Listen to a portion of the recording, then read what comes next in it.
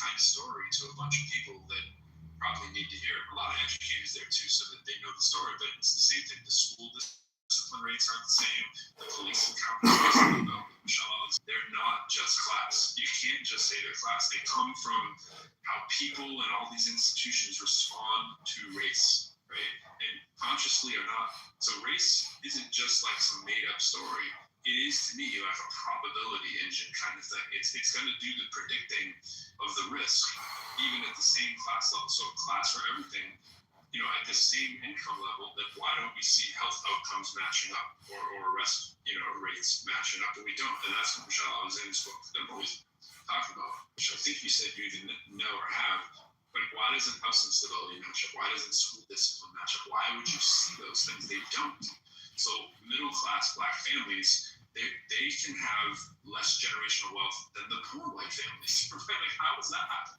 How are you getting higher risk for downward mobility and all these kinds of things, right? Whatever it is you want to look at, whatever metric, surveillance, suspicion, which is, we see it all the time in this administration, maternal health, whatever, any of the stuff Aisha talks about with all the white families that have similar or lower income.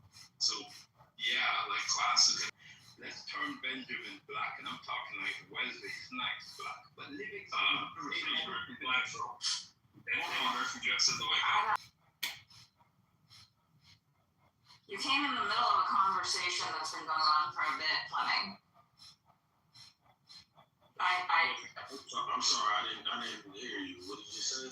I said you came in the middle of a conversation that's been going on for a little bit. I do suggest you sit and listen for a moment before you Basically, come in. mine was arm yourself, learn martial arts, get your house and family ready, and get ready for the Armageddon. That's basically what I was doing your head in the sand right now. We have all the telltale signs that we're a couple years out. And I'm just saying, if things don't change, what the hell are you thinking is going to happen when we get progressives getting mad at each other, how they speak, which is what liberal and progressives always do, while conservatives bond between their race hatred of the other.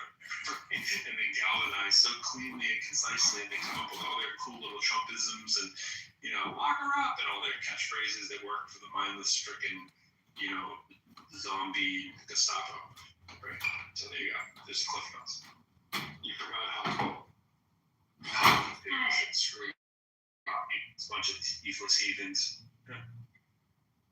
Yeah, that's everything. God. Like $35,000 in the NBA. Like, wonder why that is. Like, wonder why that doesn't apply in hockey.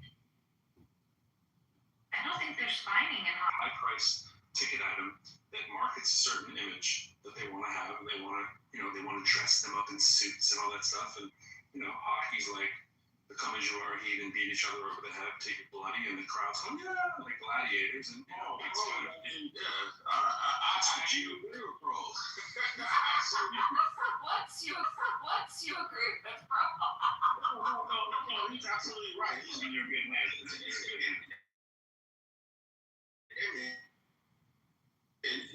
It's what we call the modern day slavery, where when Allen Iverson wore braids in the NBA, they had to tell him, like, you couldn't wear braids.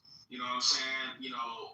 Black players are told to wear something, based on what the owners are saying. So I agree with them. When black players fight on the court, it's like, oh, they're thugs, they're this, they're that. But when the hockey players start going to fisticuffs, it's normal. So I actually agree with what Pro was saying. Yeah, but that's because it was normal. I mean, hockey was basically invented in Canada by lumberjack people. I mean, the first puck was a piece of... Is that really as far back as it goes, though? Canada. Is that really as far back? I would trust the Canadian who's like, national sport. It's people that grew up on the prairie, on these ponds that are frozen in the winter and are rough, very physical people, guys. There was nobody there before then, right? Oh, this is... Not popular with that. Dennis. Our official sport is lacrosse, which is an indigenous game. So that's our official summer sport. Our official winter sport is hockey. But, so there are fines in the NHL. But then, again, that's a league, and it'll divvy it out as they see fit, blah, blah, blah, blah, blah. And as far as, people beating on one another, you go back to the 60s and the 50s and watch hockey. Yeah, that's what you'll see. But that's not the way the game's played anymore. It has evolved. And many of them have their teeth, all of them. If you're smart and wear mouth guard. I may have to disagree with you on the teeth part, but that's okay. We can agree to disagree.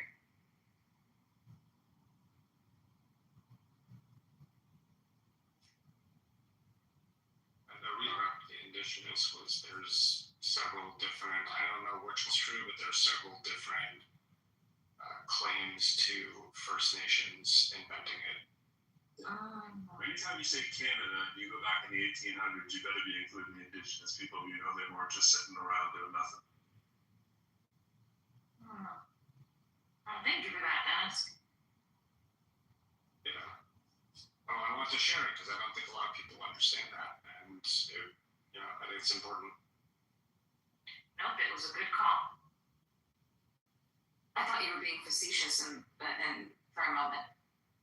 Yeah, no, I understand how it goes like that. No worries. Thank you for sharing.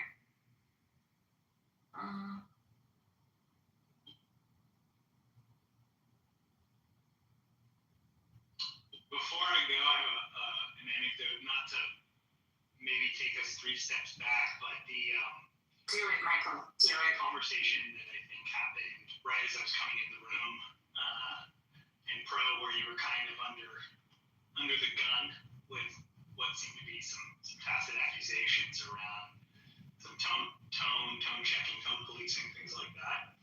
It reminded me of something that happened to me when I was in my prior job. So this is 2021, 2022, and it was the height of sort of corporate training on corporate sensitivity, DEI, things like that.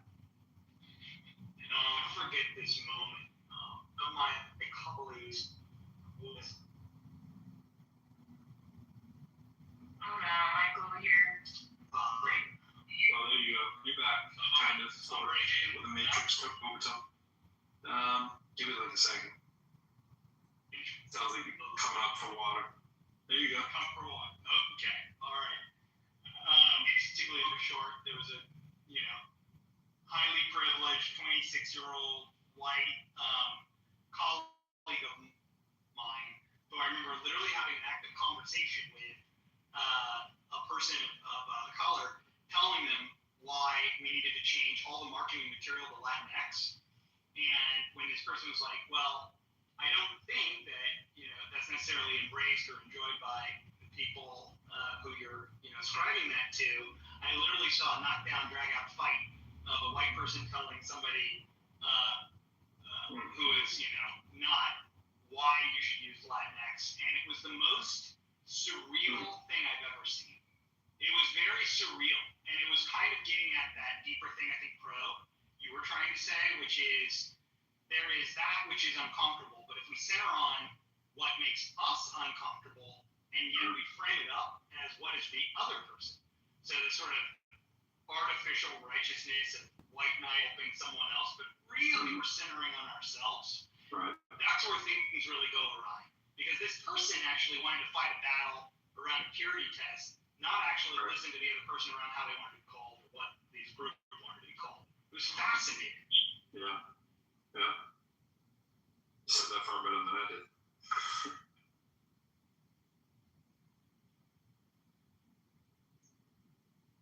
Yeah. And Pro, those outcomes you were talking Anyway, I never forgot it. I thought it was a really important lesson for me. Like, I just try to center on that other person and, not that I'm trying to accommodate every possible thing at all times. That's impossible, but it helps me kind of avoid this issue of projection as much as possible. Right.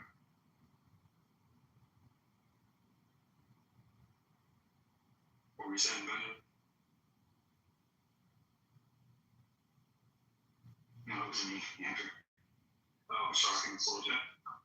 The things you were talking about in terms of the outcomes for the racialized population going into whatever systemic institution, whether it be medical or educational or whatever. We have the same issues here in Canada, and we have a different history, but we still have the same issues. And those issues are on mostly land on the Indigenous population in Canada. So you have, populations that are coming in from places in northern Quebec to get to hospital and are there and are ignored. They're just ignored. It's ridiculous how this happens, but it does. It happens all the time. They're just not taken as seriously as the person beside them. Mm-hmm. Right? And of course, you'll find our prison population is proportionally Indigenous as well, both women and men. So it's the same thing. What happens when they go to court? They get a different outcome than if I went to court. You have a different chance of being in court in the first place. Exactly, because my interaction with the police officer right off the bat is different.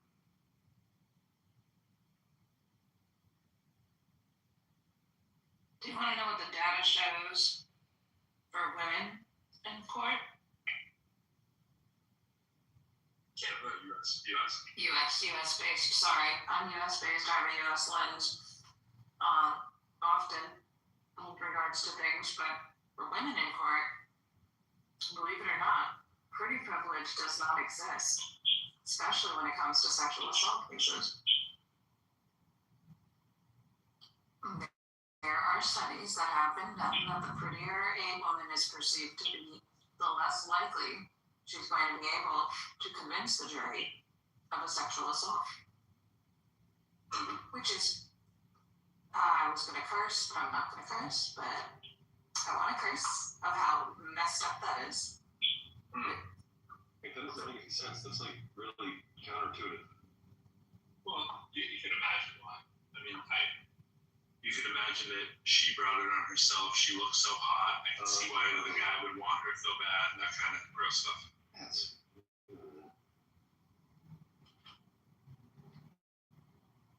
She's just trying to tease those poor men.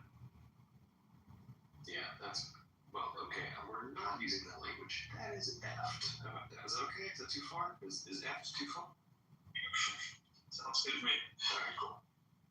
I heard Aisha say it earlier. It's funny that people are reacting to that. I mean, it's true. I mean, I'll drive home with my son in the car, and I'm like, it's always weird, especially if it's a room that I have going on.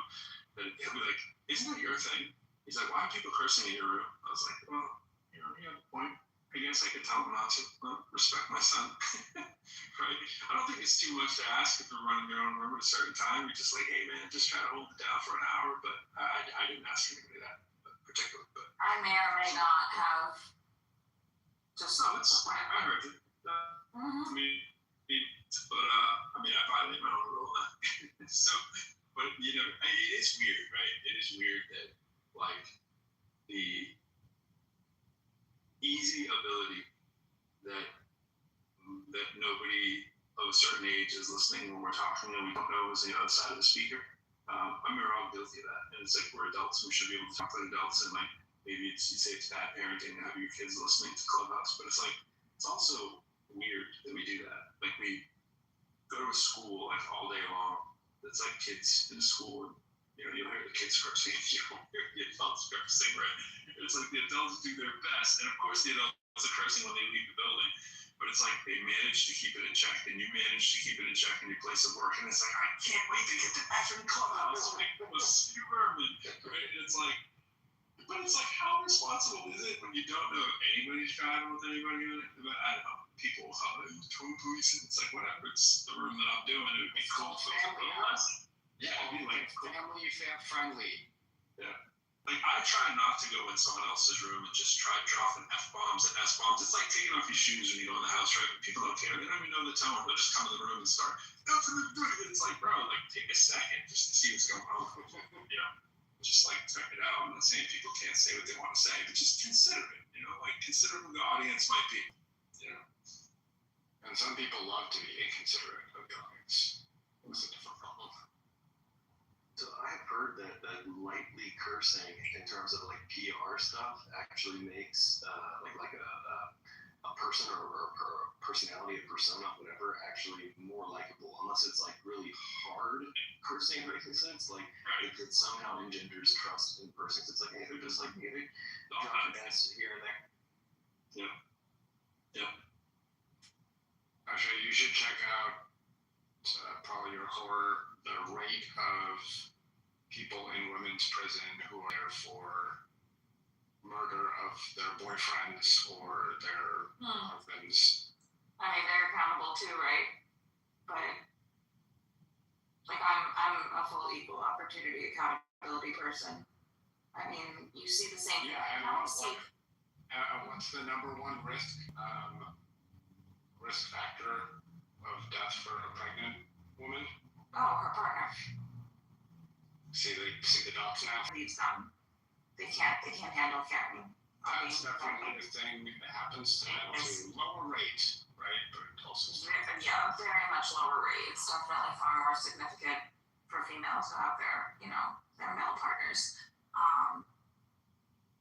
I had something else I really wanted to mention. Oh yeah, no. For me, it's also I mean, and I also acknowledge the opposite as well. When you have a teacher, first and foremost, your teachers, especially in elementary, middle, and high school, are meant to be teaching your children, not hitting on them, right? So we do demonize men more than women who do this, and I feel like we should be demonizing the women who do this to the young boys as well. I think it's equally important. And you send your children to school, you don't want them to be hit on, right? Like, you don't expect them to be like have a teacher who's sitting there grooming them and so on and so forth. So there's things like that too, where it's disproportionate. So again, equal opportunity and standardization across the board would be lovely. Unfortunately, it doesn't really work out that way. A single standard rather than double standards. I'm like that.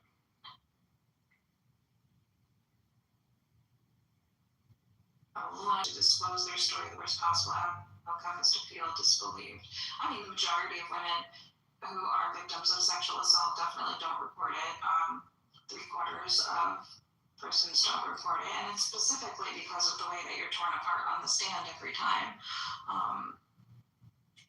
Lawyers know it incited race.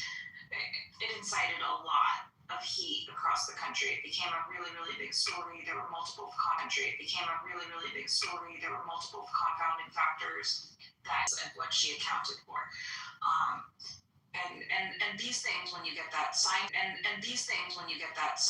factual information, it's often in sport as well. That's why Safe Sport was brought up, and Safe Sport was founded after Larry Nassar and the gymnastics team. For the youth involved, athletes under 18, but now there's provisions for the adults as soon as you get into college, because there's not enough recourse for student athletes at all, and it's a higher risk space for student athletes and children who are athletes to be in a power differential between the coach and the students, or a trainer, or a physical therapist, or whomever else might be working with the team. And yes, that increases as you get up to the national level. So there's a lot. There's a lot, especially around in sport.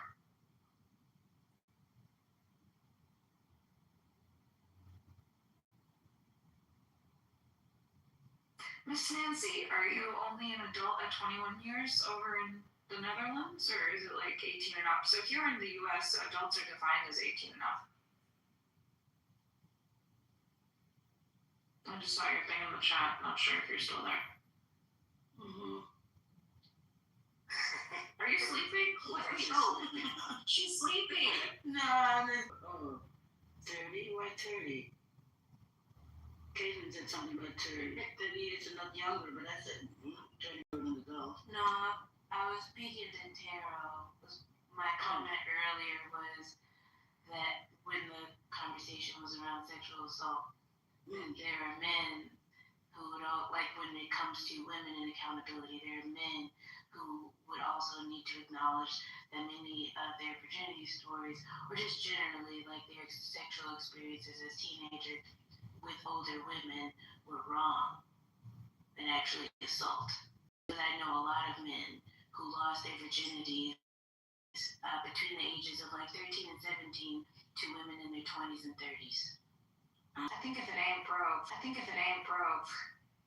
you know, certain things. But again, that is the societal standard. That is how society views it, right? For voting and driving purposes, there are like more standardized ages, but driving purposes, there are like more standardized ages, but the age for marriage in the U.S. varies by state. Oh my gosh, are they all red? Yeah, I mean, yeah. Wow, I'm so surprised. Oh my god. Right? Some places it's 18, 17, 16. I've seen as low as 14. I don't remember exactly what state that was, but I think it was more than one.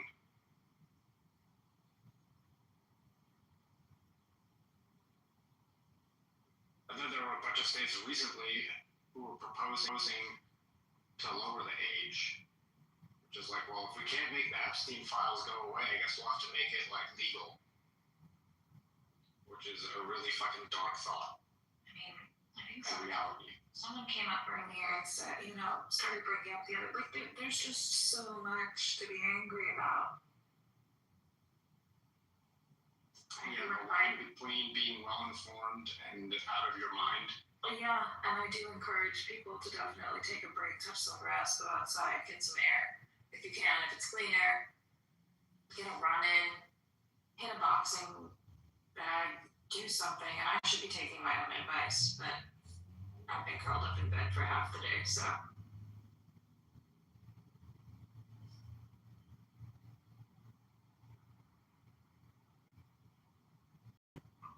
You want to talk about the biochemistry of physical assertion? Of physical Definitely, girl. Maybe if I didn't feel so awful. And the injuries are acting up. They're hurting right now. I definitely. So you can only yeah, it's life, and it's just unfortunate. I don't like, believe it or not, even though I am a vaccine advocate, I'm not a big fan of taking medication that is unnecessary. So we're want to talk about biochem. One of the responses in the body is specific to pain. You don't want to be masking your pain all the time, especially as athletes and as competitive athletes. And you tend to mask pain, like, you know, you pop ibuprofen like candy. Pushing it past the limit might cause permanent problems. Oh, yes, sir. Yes, sir. Definitely can. And you want to be able to start to learn your body well enough. So oftentimes, you know, especially with running, I teach people, you know, I learned myself how to make sure that I could hear my breathing. I knew where my footsteps were. I could feel, you have an innate sense of feeling someone behind you, especially if you're racing. So there's a lot of parts, like moving parts, that affect these things. And so when you mask the pain, right, the pain in your body is telling you something. Now, unless your pain nociceptors are overactive, right, like they're just constantly activated, you have some kind of autoimmune disease, or you have fibromyalgia, or you have like a pain issue or a pain sensitivity issue, the pain in your body is telling you that something's wrong. You don't want to not have the ability to feel pain, although there are people who are born that way. You want very much to be able to know where the pain in your body is, so you know when to stop, right? A lot of people will push through some injuries. Like I remember I had a tight IT band at one point, and my hip flexors were off, and I'd get through like 7.5 miles, and I'd be like, I have 8 on the schedule. I'm just going to push through for this last half mile, which is probably the worst thing that I could do, because I could feel my hip getting tighter and tighter and tighter. And what you want to do at that point is you want to stop. Like I should have just walked my ass home at that point. And then I had to miss cross country nationals. I had to be 3 months in PT at that point, because I was overdoing it on the right side of my body it's not an injury per se, but it is like, you know, an imbalance. it's an imbalance, and at that point the only thing you can do is do strength training and make sure that you're doing all of your core work. And I got a lot of massage and PT, and that's when I got my first PT sponsor, et cetera, and so forth. But the reality of the situation is that it's there to tell you something, and once you start to learn your own body, and you're the only person who's going to know your own body well enough to advocate for yourself, especially with physicians who hopefully are listening to you, because I have definitely encountered the ones who don't listen, who don't understand that there's something wrong. They want to focus on dumb things like, but you're so underweight, who cares? I'm healthy. Like let's move on to the actual injury, right? Because people, and if I'm overweight for myself, and I'm like, hey, listen, I'm gaining weight that I don't normally gain. I will never gain this weight. Like there's a problem here. Something is wrong. And then they'll dismiss it. You look fine. You're not, blah blah blah. Like you know your body, whichever spectrum you are. Like you know your body. You Started learning about it. But you look said fine. it's It's probably probably the worst thing. That's what you said. So Up and it starts to tighten up that I take the next day on cross training. I can race the next day if I tape it up, but I'd rather not. And if I tape it for 2 days, I can get back to running within 2 days. Like it's not a problem.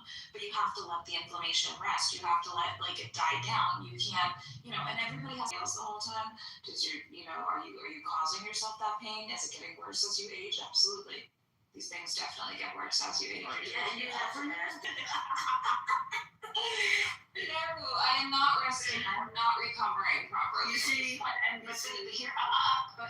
the pain I'm feeling today is different from the pain that I normally feel. Which means that I ran a note out to my practitioners in my chart, and I said, hey, something's off, something's not right. I need to evaluate. So I'll get it evaluated because the inflammation shouldn't stay this long, right? The pain shouldn't be in my body this long. So little things. So it's just kind of like, injury? huh? Depending on is it an injury or? Oh, it's definitely injury related. All of it's injury related. So That's gonna vary based on the injury, right? So Yep. Location. Yep. You got it.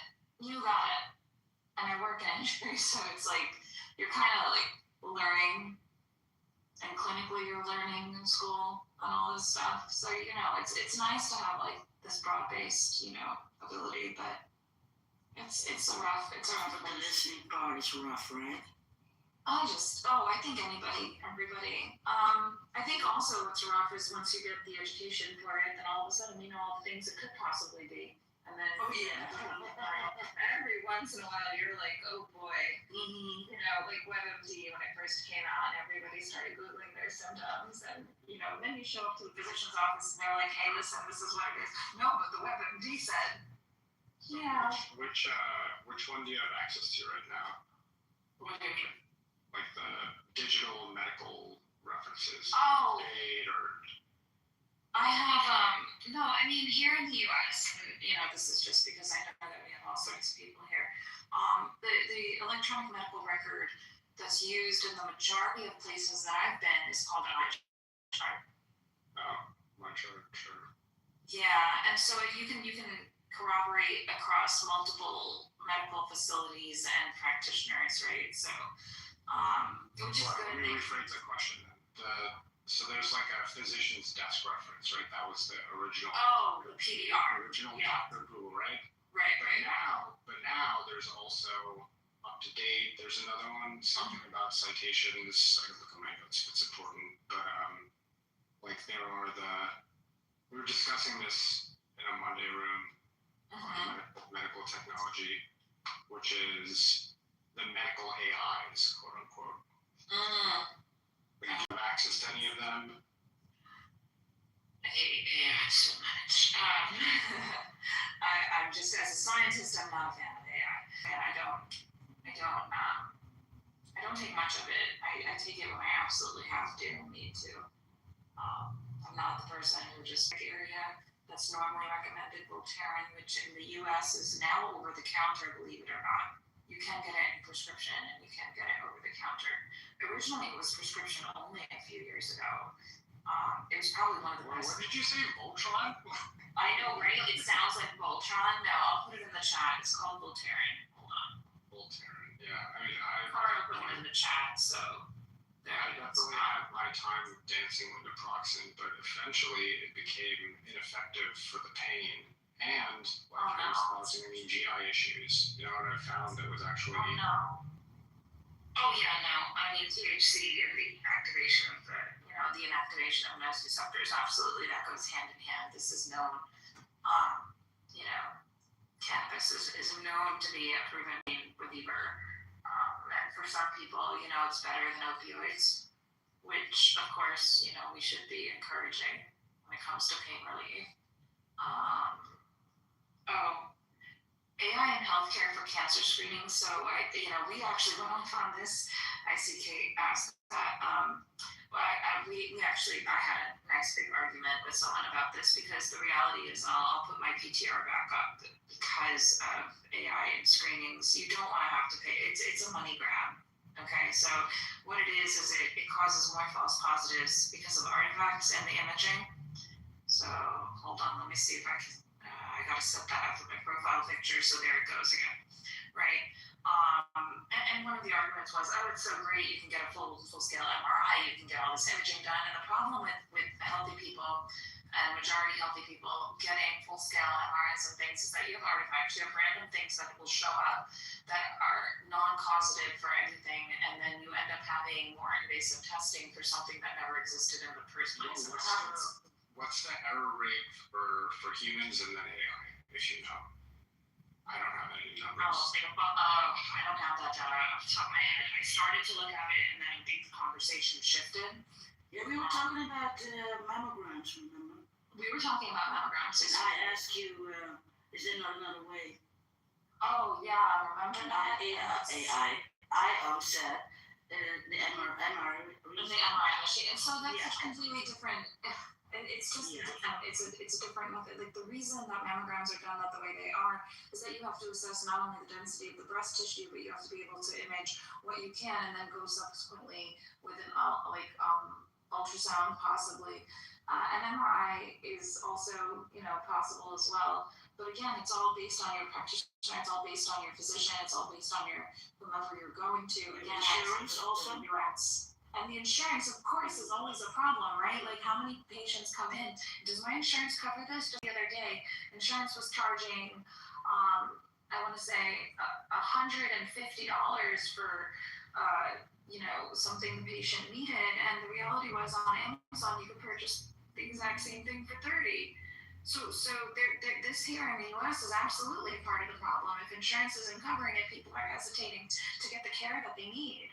And I've dealt with this within my own family for decades. If insurance portioning out their insulin because it's such I could get it. So what do you think Gavin Newsom is going to produce insulin in the state of California?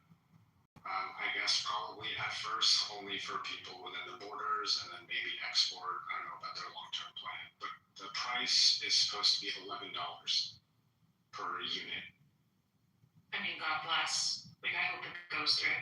Yes. Right? Like, nobody should have to go without their insulin and risk their lives for it, right? But yeah, AI, but asking AI and medical or privacy or agency for so you do have the informed consent, right? Because it's in your paperwork, right? Like there is informed consent. You have to. If you can understand it. Yes, if you can understand it, you have to go through the HIPAA privacy notices every time you go to a physician's office or to an imaging center. The first thing they're going to give you is a notice of privacy practices under HIPAA, right? When all that gets leaked to them, that's always a problem. I mean, there are outages all the time. Hospitals have not been getting hit as badly as universities since this calendar year, but there's still lots of time. Yeah, 23andMe is kind of painful. It's interesting though, right? Like, so one of my I feel like that's a Dr. Copeland acknowledgement. But also, one of my friends who's a neuroscientist with me at the university, he's a postdoc, and he literally messaged me today with like his genome, because he had his genome sequence, and I was like, wait, which company? I was like, which company did you use? He's like, this is where I made a video of where my blue eyes are exactly located on my genome, and it's such a fun video, and I'm like, I love this. It was so fun, but also it's such nerdy, huh? You got a link to that somewhere? No, he didn't make it public or anything. He just was sharing because, and as a scientist, like that's a super That's the nerdy nerd thing. shit. It's the nerd shit. I'm all about it. And I was like, oh my god, I love this. I love this so much. And he like highlighted it in blue, and he's like, this is what makes all the ladies go crazy. And I was just like, LOL. No. But the fact is, I was like, oh wait, hold on, which company did you use? And it's an even more comprehensive, more inclusive company that tests for over 20,000 genes that are implicated in breast cancer versus, under 100 that normally like something like 23andMe would test for, right? Whether or not that's all necessary, again, sometimes over-information is a problem. But there's a lot of other things. Now, I'm not a geneticist. Still neuroscientist, cell biologist, stem cell biologist. Just a neuroscientist and cell biologist. But I'm not a geneticist, right? So that's not, we all know basics. We all could teach like a basics genetics course. Like all of us who are in biology could most likely teach every single basics course that needs to be taught. And then it's, when you get into the specializations of 400 level, graduate level, and above, then it requires your specialization. So where Benjamin flips out. But regardless, you end up. I was kind of looking through it today, and it's a bit expensive, but it's also like, gosh darn it, I wanted to do that for a while, and if I could trust this biotech company, if I could trust the physician that actually founded it and stuff, and I do my research about it, I'll share. I trust my postdoc buddy, but I think. I don't know. I think the government already has access to so much of your information at this point that I don't want to say it's pointless to try to protect yourself. It isn't pointless. I think that there's just a significant amount that's already going on, and that's why like AI always throws me off. We're already at 10:30 in the evening, and I was supposed to get through some more trainings. Every single clinic, every single hospital that you work at, every single place you rotate through, you have to do a completely new onboarding. And it's really frustrating. It's really annoying. And today I spent half the day dealing with multiple people on email chains trying to be like, does she have access to this yet? She needs access to this in order to be able to work. And then it's like, it started with like 3 people that were on the email, then suddenly like IT's on the email, then like 9 more people, and you're just like, dude, just fix the goddamn problem. It's like, all she needs is login credentials. And they're like, you have to go into work and you have to actually go to the hospital site to do it. Like, no, thank you. Like, no, thank you. I can access it. You crazy. I can access this from home. I will punch in and punch out from home at the middle of the night if I have to. But yeah, no, pain sucks. I definitely didn't want to move from anywhere today. I wanted to get a lot more done today. You don't recommend pain? I don't recommend having to live with pain. Negative 10 out of 10. Negative 10 out of 10. So there was this pain scale that I learned about recently where the scale was, I think the max on the scale was like under 200. And it was designed more with a chronic pain patient in mind. There was a 100? I don't know that yet. No, it was over 100. So like normally you walk into whoever's room and there's like the 0 to 10 pain scale, right? Like where would you place childbirth on 0 to 10? I cannot sure attest to any of that personally, so sorry. I am very careful. There we go. As Nancy says, 20 or 30. There you go. 20 or 30 out of 10. But the point is that over 10 at minimum, right? So it illustrates that the 0 to 10 scale doesn't really cover the realistic entire range of pain. And so as a result, they rescaled the pain scale and they put childbirth at somewhere near 100. And then like the above 100 to, I think the max on it was like 185 or something like that. I don't remember what the top of the scale was, but like fibromyalgia was over 100. It was greater than birth. Sure. I mean, I don't know if it would be. I can't personally make that a thing. Some say it's nothing, and some say it's really Of painful. course. Yes, that depends too. Yeah, but I mean, every body is different, right? So But sure, I believe that it's over 100. Oh yeah. I would, when I learn that, I'll talk about it for sure. I don't mind acknowledging that I don't know what I don't know. It's fine. But pain management is a difficult position to be in too. I've had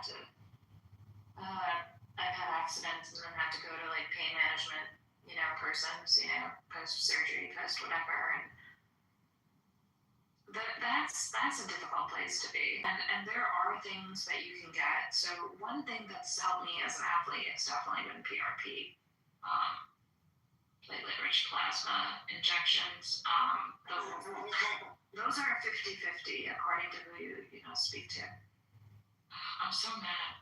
Like I definitely wanted to get this work done, and I just rolled up. I thought PRP was like superficial only. I didn't think it went. It joints. Is it injectable? It's injectable. So what you do is you separate. You have a blood draw, and then you separate into the platelet-rich plasma, which is a clear yellowish kind of fluid. Sure, I've heard about it for like facial rejuvenation and hair shit. I just didn't know it was injectable. Oh yeah, no, it's injectable. I don't believe it's used topically, but I could be wrong. Someone can check me on that if they want. Like the other day, and it's funny because depending on the specialty, right? Like, so I've taken a real interest in obesity medicine, lifestyle medicine, and GLP-1s, right? In addition to emergency medicine. It's fascinating once you start like going through different clinics and stuff. Like, who knows what surgeons know what. So like one of the things about a GLP-1 like Ozempic or Zepbound or Wegovy or any of these things that people are on, and first and foremost, I think they're miracle drugs. I believe everybody should have access to them. I think that they're absolutely insane in their power to be able to reduce your A1C and your sugar counts, and help treat chronic illness and insulin resistance. In addition to the weight loss, the weight comes off, and then people will We'll see where the dust settles and all of that, because this is definitely not the first intervention we've seen where there was all sort of positive preliminary data for. No, it's not preliminary anymore. This has been over 4 decades worth of work. But GLP-1s have been around for a long, long time. They just surged in popularity after their secondary trait of weight loss ended up becoming, a little bit more well-known and solidified, right? So when it became more commercialized, to be able to use them for weight loss for, commercial purpose, like, for, what's the word I'm looking for? Superficial purposes and things like that. Medicine. Yeah, I mean, it is really a part of lifestyle medicine. Now, take a patient who's 400 pounds, 300 pounds, has never been able to get rid of the weight in their life, has food noise, has the inability to regulate their eating. People say, all you need is willpower, but the reality is that their brain and their feedback mechanisms are completely different. Everything is hormonally regulated, and there's a kink in hormone regulation, right? So there's something. An addiction, would that be unfair categorization? Calling what an addiction? Like, Food, because it activates activates. Inability to restrict your eating. It would be unfair. Because it's a hormone loop. It's a feedback loop. Okay. Once one hormone goes up, then so it's a hormone regulation like feedback loop mechanism. It's a an aberration in the mechanism somewhere, right? Like either you aren't getting enough of the hormone, or you're getting too much of the hormone, or you don't have enough receptors of the hormone, or you don't have enough activation of the receptors for the hormones, or you don't have like a proper feedback loop to your brain that allows you. Something in the process is broken somewhere. Yeah, something in the process is broken. It's not a matter of digging. And it's the biochemistry of the matter, right? So what you hear from people often, I mean, Oprah just started GLP-1s, right? And she realized that people live this way without thinking about food all the time, because it's a reality for those who don't have that feedback mechanism or that, inhibition or, whatever correlation there is.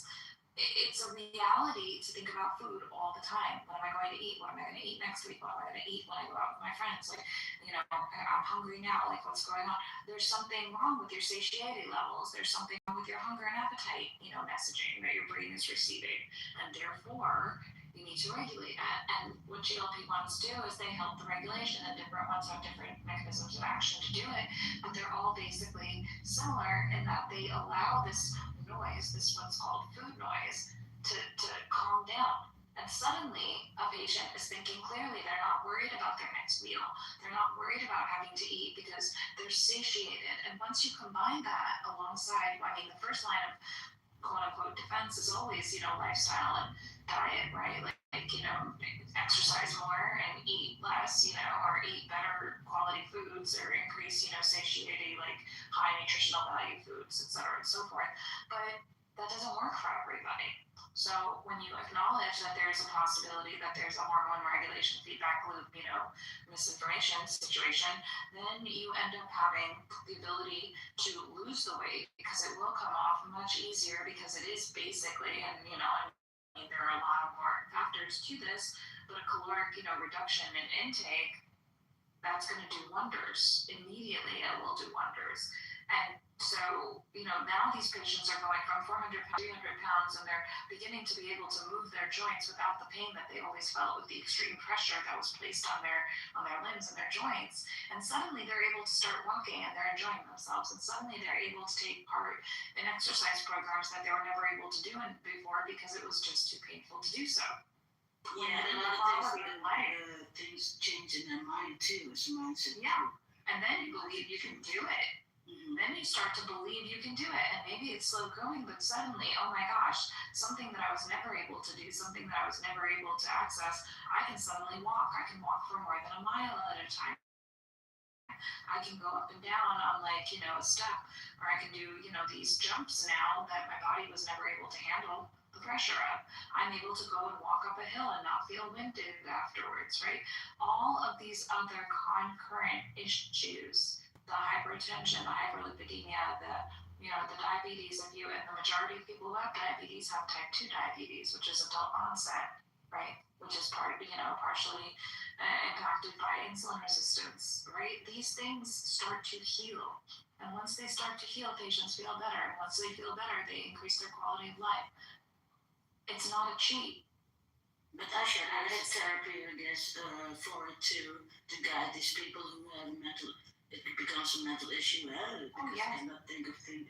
I think definitely, behavioral therapy should be, Yeah.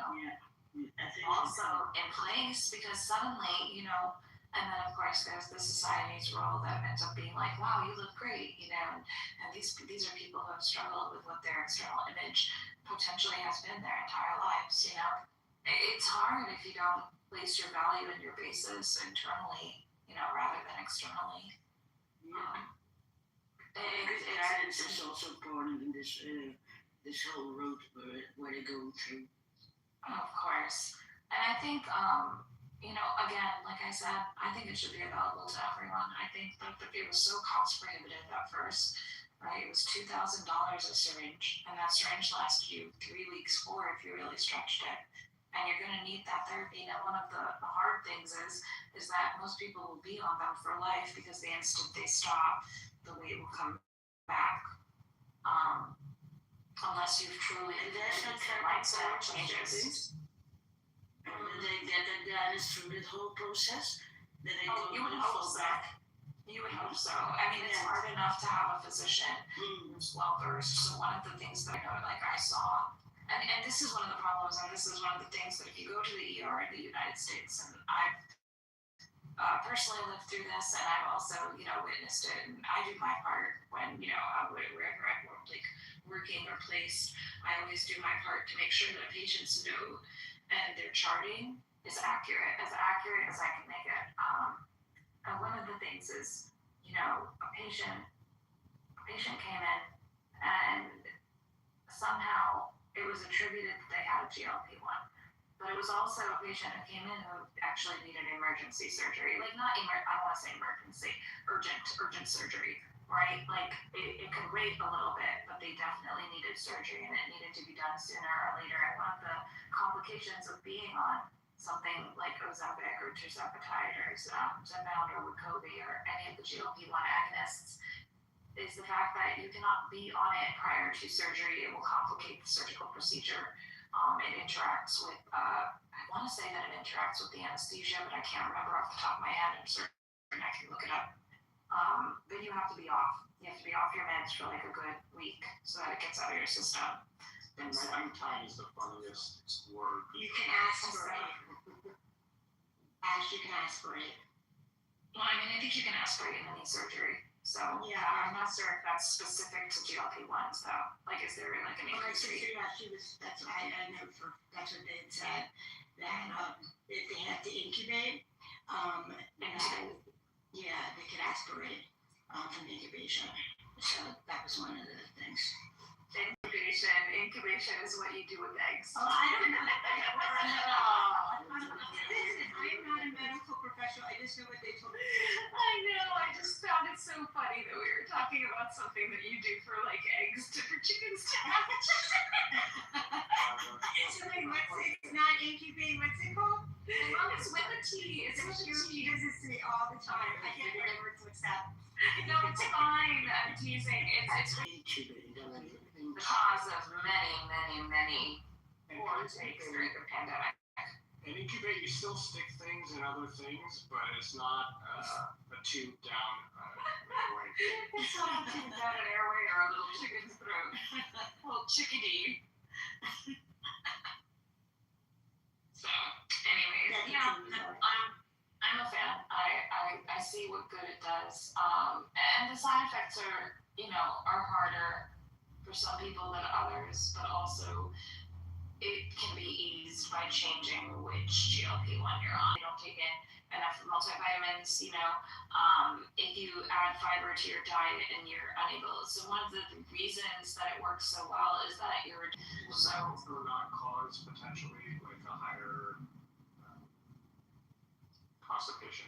Yes, and that's why you would want to take fiber. First and foremost, for anybody with constipation, increase your hydration and increase your fiber intake, right? It'll help ease along what's going on in your digestive tract. So the GI tract will push it along. So the peristalsis, the movement that the intestines have in pushing your waste out, is slowed so that you feel fuller longer. But it also can contribute to constipation. It can also contribute to hemorrhoids. There's a lot of GI issues that occur. I mean, that's exactly, where the mechanism of action is taking place for a majority of what's happening. The part that fucks with me is that, and tell me if this is true, when you leave,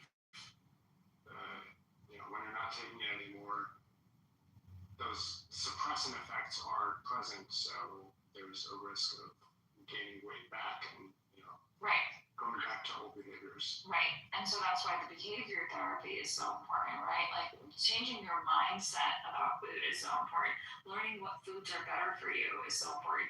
And I mean, even like physician, it's funny because one of the best obesity doctors that I know, he always says, I still have patients who are physicians. We all know better. We all know exactly why the things we're doing are or are not working.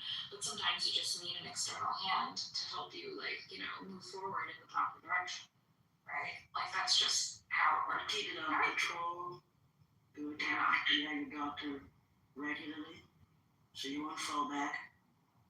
It's just we're gonna see. We'll see more data come in. Hopefully sooner than later. I will prescribe those ubiquitously. I think it's a great way to better the health of all. I mean, we already have a 40 to 50% obesity rate here in America. It's absolutely ridiculous. It should never be this high. And I mean, that's just contributory factually to a bunch of problems, and more comorbidities. Highest rate amongst nations. Yeah, we are not so good at being We're number one. We're not so good at being healthy, and that's a problem. And MAHA is not a health advocacy group at all. And don't let me get on the soapbox, Dennis. Okay? No, I'm just thinking about one thing that I truly appreciate, and I think is underappreciated because of the stigma that society has placed upon it. Oh, you need a drug to help you? Oh my God, you failed. No, nobody's a fucking failure. Sorry, I cursed, I know. Bro's not here, so he can't be listening. No.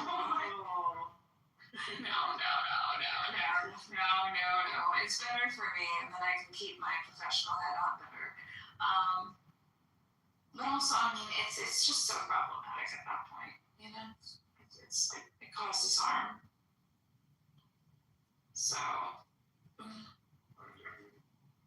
I am changing the last of my curtains to, what is it, when you can't see through them, the blackout ones. So, people can't peek Tom into my house. Trying to add to Ashika. A little bit. I mean, I like natural light a lot, and I get a bit of it in here, but I don't get enough of it. I feel like there's never enough natural light. Why did you choose blackout curtains over like Americans? Not my place. I rent. Also, I just needed the easiest way of doing this. So, a bunch of men came over, did some manual labor. Did some men things. Some manual labor, because I don't feel like breaking a nail, because that's part of my job. These things are insured, and I can't risk them. Do you know that it's really difficult to insure your body parts, especially as a model? It's really difficult. We're insured by Lloyd's of fucking London. And expensive. And it's insanely expensive. It's like, I mean, I make good money with my hands, legs, feet, the light I'm holding, but I do not make that kind of money. Or it's like thousands and thousands of dollars for the year just to insure them. I mean, do the hand models have a union? Because I think we could. We do not. Actors have the union. We have the SAG-AFTRA union. We do have like the Model Alliance, which is actually super helpful. So I've known the founder of Model Alliance for a long time. It's an advocacy group for signed agency models, and well, it started in New York, and now obviously like any model signed around the world could technically like join. But if you were signed to an agency in New York, and which I'm told is probably like the hardest set of agencies to sign to.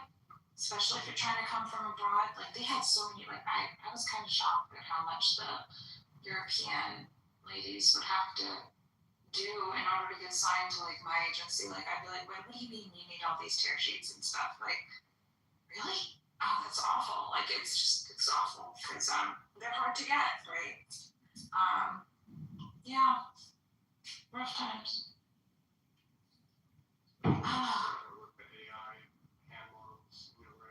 Oh God, they're awful. I can tell like within an instant that that's not a real hand and that's a garbage image, and it's like no hand model in their right mind would ever be seen. And no hand model that actually knows what they're doing would ever pose like that. Blah blah blah. It's very frustrating because I mean, we have higher rates than editorial in the middle of Vogue, right? Like it just takes away our money. It just takes away our money. How many hand models are there in the U.S. or globally? It doesn't have to be citable. You can just estimate. I mean, my agency, I would say there are about 20 of us that regularly work, maybe. That's a hand model agency? Yeah, that's ways through and all that stuff. Like, they have a hand model, like, they have a parts modeling division, ways through and all that stuff. Like, they have a hand model, like, they have a parts modeling division, right? but it's usually like we are all signed to the top 3 agencies in the country. Like we're all signed to the same agencies because there are only a few that actually specialize in couture and boutique stuff. So there are different hand models as there are different models, right? Like you have like high fashion editorial hand models, which are the long, skinny, long fingers and, you know, skinny ass, like freaking long legged feet and legs that you see in all those advertisements for high end companies like couture companies like Bottega Veneta and, you know, Tiffany's and all that stuff. So then, you know, those are the types of hands and legs that they want to have for that, right? Because they're high end editorials. Then you have like the regular quote unquote hand models, the ones that are like holding the items, like maybe an iPhone, right? Or with like working with like a kitchen thing, like you can handle. And it's fascinating because somebody had made a comment about, it's so funny, the GLP-1 agonists, right, like the Ozempics and stuff, they came out in pill form, and the first company to acquire the pill form was Serena Williams's husband's company, healthcare company, RO. And so they used an AI freaking hand model on that, number one, definitely AI, and it was chubbier, so it was a larger bodied hand specifically. And people are like, ew, why are these like ugly hands being used? And I'm like, I can explain this because I am a hand model and I can tell you what it is. This is like a regular lifestyle hand, number one. Number two, definitely AI, but I didn't mention that part. The nail beds are shorter. So for editorial and high fashion, you have really, really, really long nail beds. For anything that's like a regular something that's being marketed to like the majority of a population, then you use a larger bodied hand and shorter nail beds. And those are considered lifestyle hands. And so you would fit, yeah, I know, y'all really want to know this, right?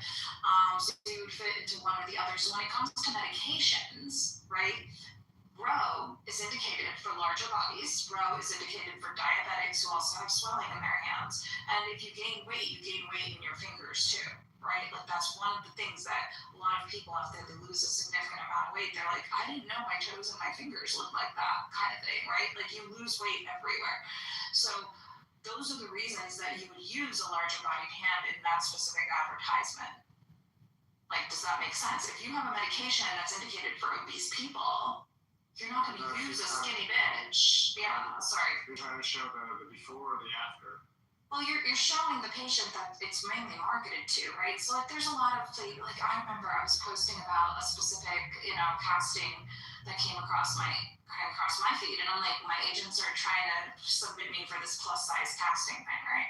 And mainly that they cannot be used with people who are obese, morbidly obese, class 3 obesity, whatever term you need to use, larger body, et cetera, and so forth, that makes people happy. But the reality is that those medications are contraindicated for obesity because it would kill, like it would harm an obese person versus a person in a smaller body. Like that's just what it is. There was what was the medication? I'm trying to remember. I mean, this was a long time ago before I went back into medicine. And I remember posting it, they're like, why can't the obese people be considered for this? And I'm like, because it would kill an obese person to take it. Like, it's literally contraindicated. If you take this medication and you're like, it's like birth control, okay? The one thing that larger body people were not told was that certain birth controls don't work as well. They're simply just not as effective. And that is directly due to the larger fat percentage. You mean? And at the dosages that are normally prescribed, right? Because it doesn't dissolve, it doesn't have the same mechanism of action in that specific quantity and concentration. And you have patients that come in and they're like, why wouldn't I be told this? Like, that's a problem. That's a problem. You know, not only like, you know, it should be on the practitioner, but then, you know, and then you end up getting yelled at because, you know, you're trying to say something that's like factually correct. And it's very frustrating when I hear something like that because I'm like, oh my gosh, this is terrible because you deserve to know whether or not there's a possibility that this might not work in the same manner. And you get pregnant. And then you get pregnant. And you know, maybe the patient didn't want to be pregnant. Maybe the birth control is being used to modify and moderate, you know, pain from periods. Maybe the birth control is being used for something else, and you're still not getting the same kind of effectiveness. So there's a lot, right? So people were complaining, oh, why are they like, because it's not indicated for that group of people. It's not indicated for that population. You know, and it's kind of hard too because it contributes to stigmas as well. You know, when you have HIV medication and it's being marketed towards a certain group of people, and that stigmatizes groups of people. Huh? Some people were contraindicated because I've used that It's word. not meant for those people, right? So contraindicated means that there's an adverse effect. There is a negative effect for that medication to be used for that population. Contraindicated, like this is a bad. Contract, CONTRA. Against. Contra means against. Indicated means, attributed to. Indicated for.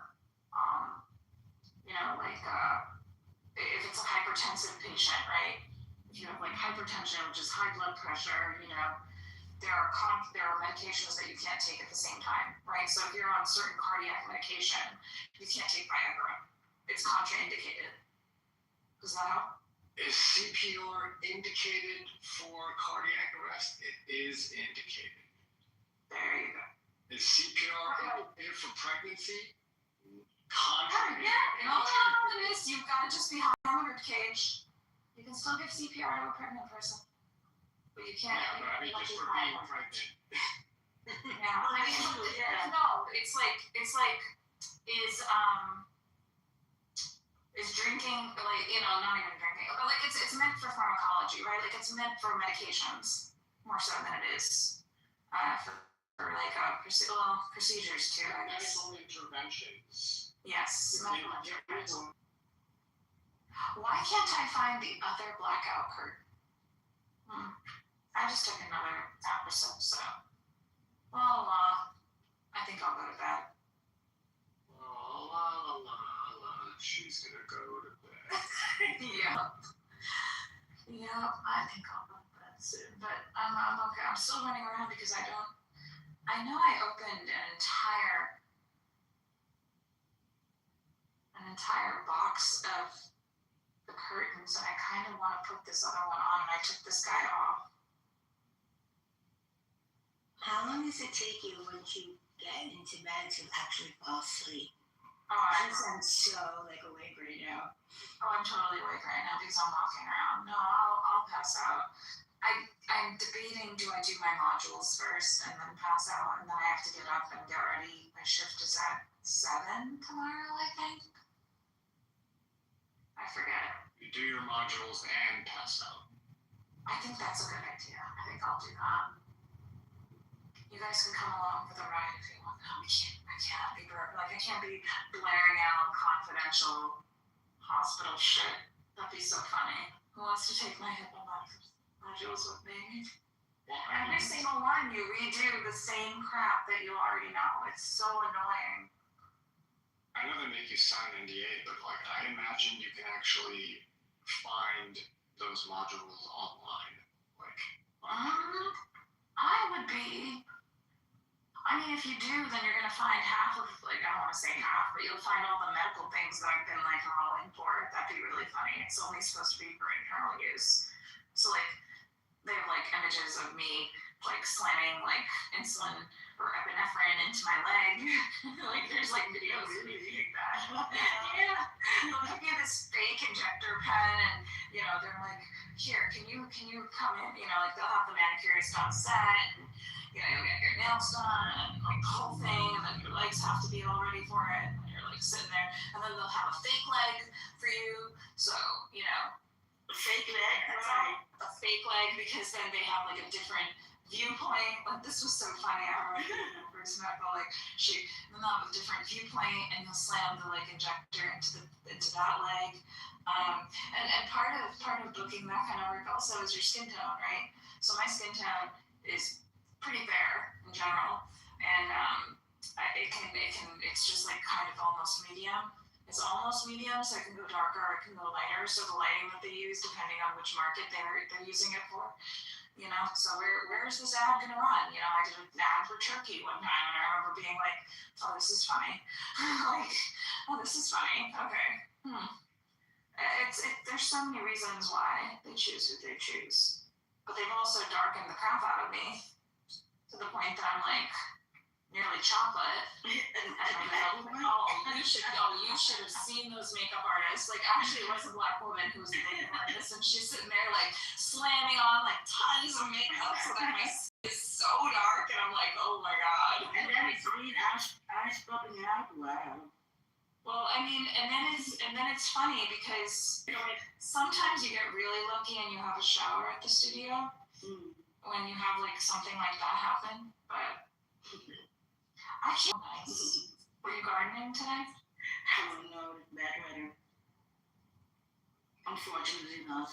But what's in your garden? AJ, how are you feeling today?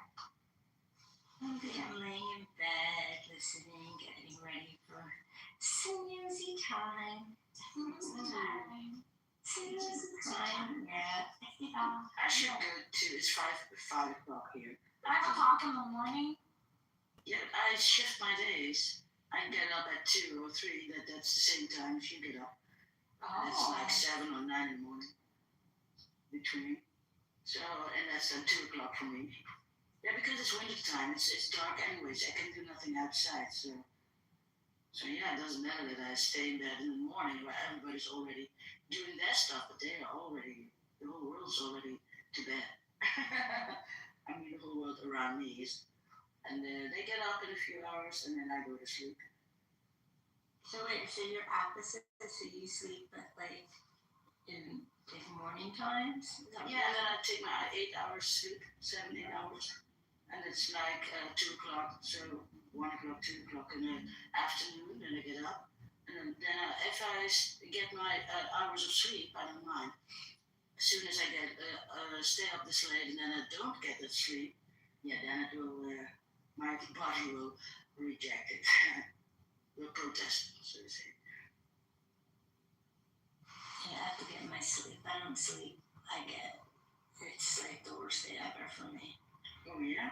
Yeah, I need How long can you sleep? I sleep like 10 hours. And you've difficulty sleeping, well, doesn't matter, you have 10 hours.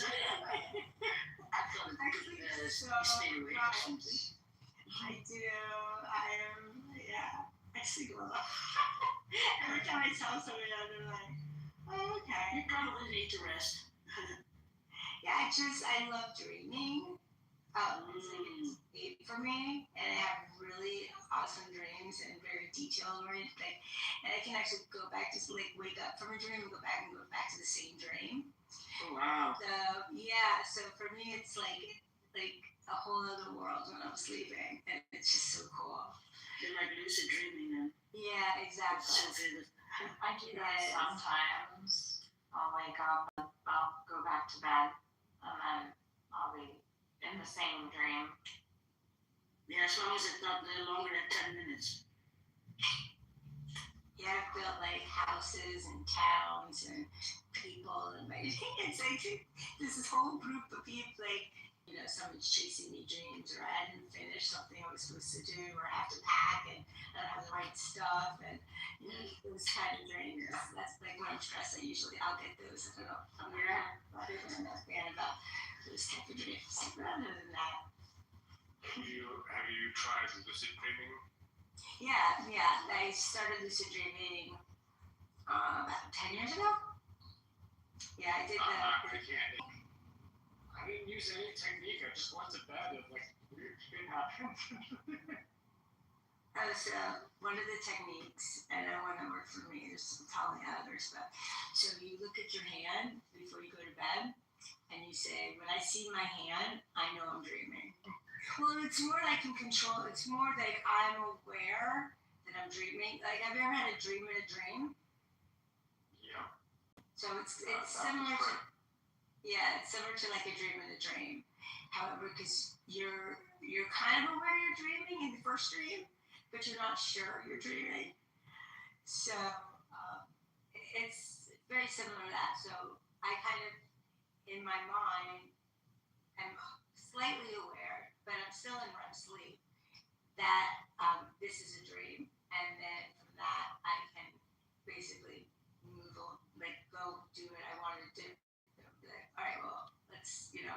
Let's start flying. That'd be cool. I'm just like, I cannot hold anything. I drop everything. Hand me something over. I feel it, and it feels so heavy and it trips over. Doesn't matter what it is. I cannot hold it. Anything. It's so strange, and the feeling is so strange because I know that I'm dreaming. So I know, and somebody gives me something that's like very real. So I take it over, and as soon as I have it in my hand, I feel the heaviness, and I try to hold up, and I just can't, and it just falls, and I try again, but it doesn't work. And that's what I have in my dreams when I pick something up, or mostly if somebody gives me something, can you hold this? Of course, but I can't. Of course, it's like dropping it right away. That's well, weird. that's super specific. And interesting.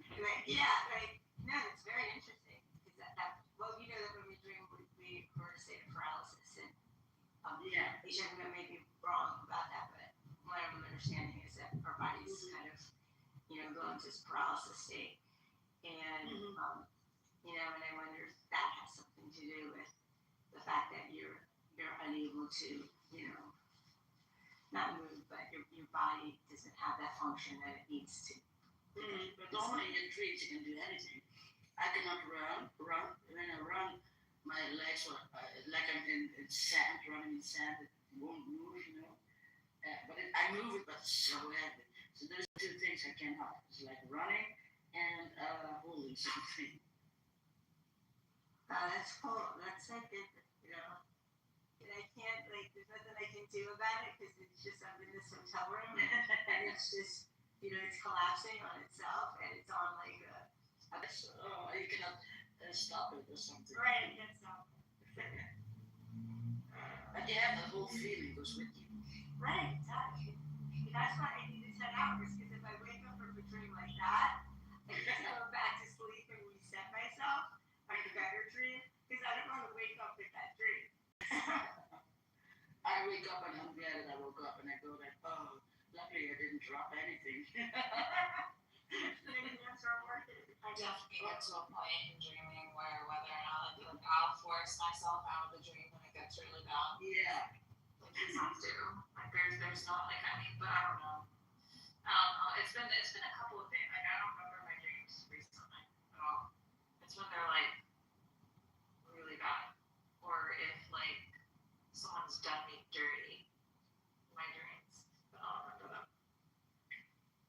Do they should back up your dream? Or is it Like no, it's like how they joke all the time in all those little relationship reels, like, you cheated on me in my dream. Now you got mad at your boyfriend because he cheated on you. I didn't do it. Yes, you did. Yes, you did. Don't you know what you did? And then I remember, oh my gosh, I would have these dreams, and I would always be like, dude, you threw this party, and there were all these other girls there, and you refused to acknowledge me, and this was terrible. Last one was all like, oh, well, it was only a dream. What happens in dreams aren't real. And I was like, no, you did this. This is so wrong. I'd be like, you absolutely did this. And he'd be like, you need to just go back to bed. And I'd be like, no, you need to rectify this situation. Why is this happening? And then eventually I'd get, I'm sorry I did that to you. you wear them down? No, he would throw all these parties and there would be all these women. And I'd be like, I'm sorry, excuse me, what just happened here? Why are you with these two all night? Yes, they look very cute. That's fine, but that's not. No. Every single time, it's always him throwing a party at his place. I'd be like, your apartment was filled, and it's New York, so yeah. It's horrible. Oh my god. I would wake up. I would just. I would make such a bad video. You did this. Smack him awake. What is wrong with you? He just opened his eyes in the morning. Good morning, Ross. No, don't call me Ross. Don't love me now. You deserve it. That's fine. Don't sweetie me up today. No.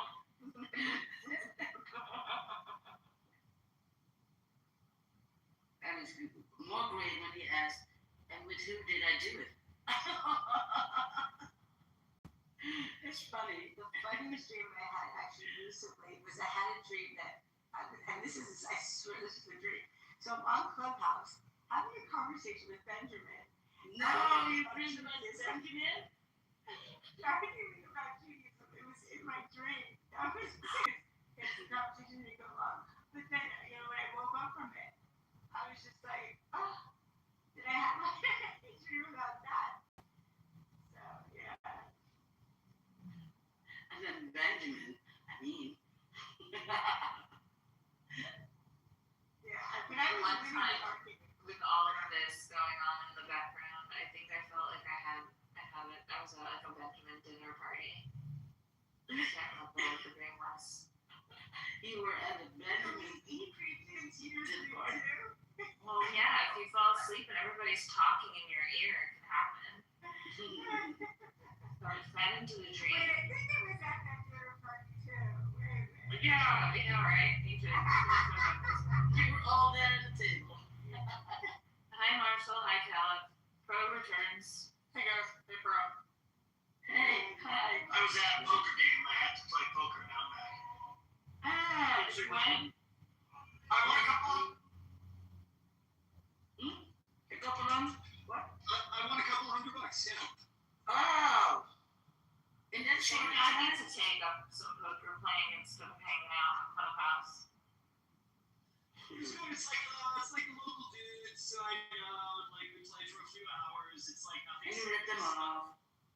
No, actually, I'm not leaving with the most, actually. No. Wow. How high is your stake? We buy in for 100. You can buy in anytime, whenever, if you list out. But my goal is always to have one buy-in, play for 3-4 hours. If I make money, great. If not, fine. Yeah. And it's the cost of entertainment, So Yeah, that's right. Oh, no. tripled up for the night. I'm pretty happy.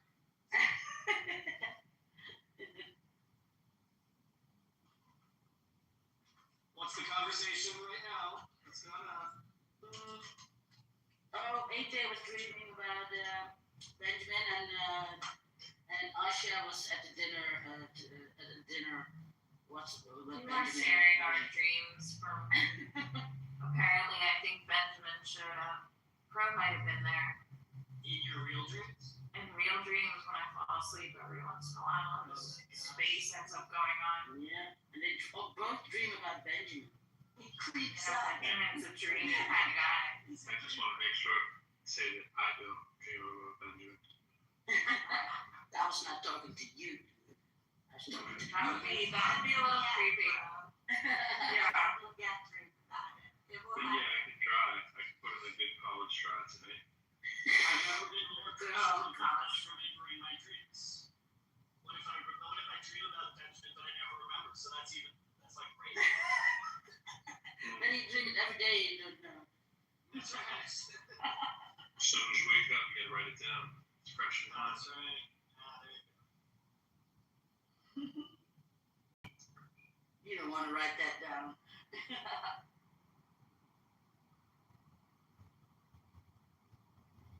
How long have you been? He doesn't want to be here. Right? Exactly. It was exact perfect timing. He was like, "Oh, did she stop talking about health care? Okay, I'm gonna come back in now." Hey, I it was heard you talking about running and stuff, and I was like, "That's my chance to go." I'm gonna pretend I didn't hear that. Are you a runner? I didn't have to pretend. I didn't hear it. I said I'm going to pretend that I didn't hear that. Oh, I heard it. Just saying, I didn't have to use my imagination. I just completely didn't hear. Here's my thing about running. Running is like a thing that you have to do to escape bears and Nazis.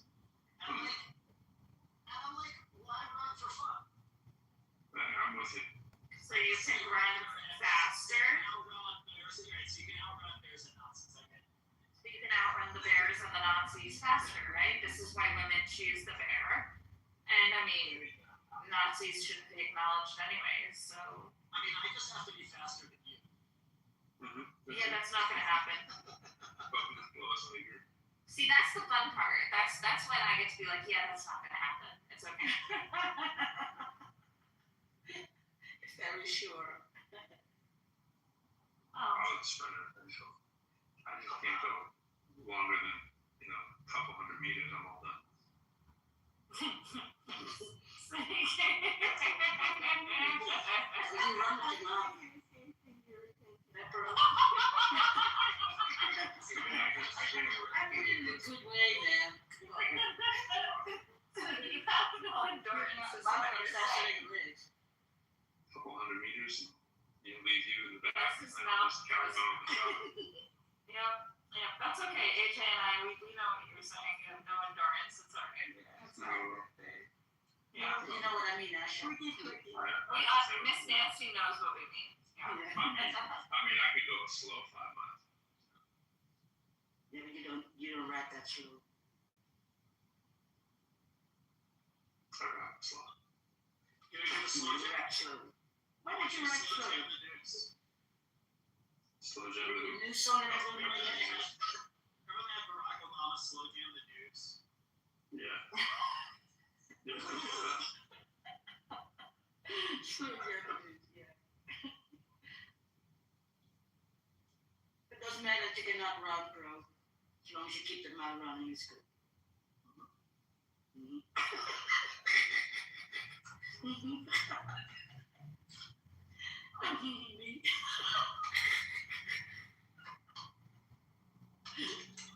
Oh shit. Are we reverting back to 12-year-olds at this point?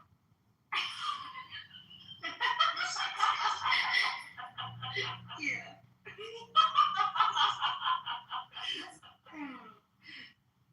That's reaction from him. Yeah, exactly. We'll put Crow in the hot seat. I fully expect to hear all that. Not, or do you? No, I did. You didn't?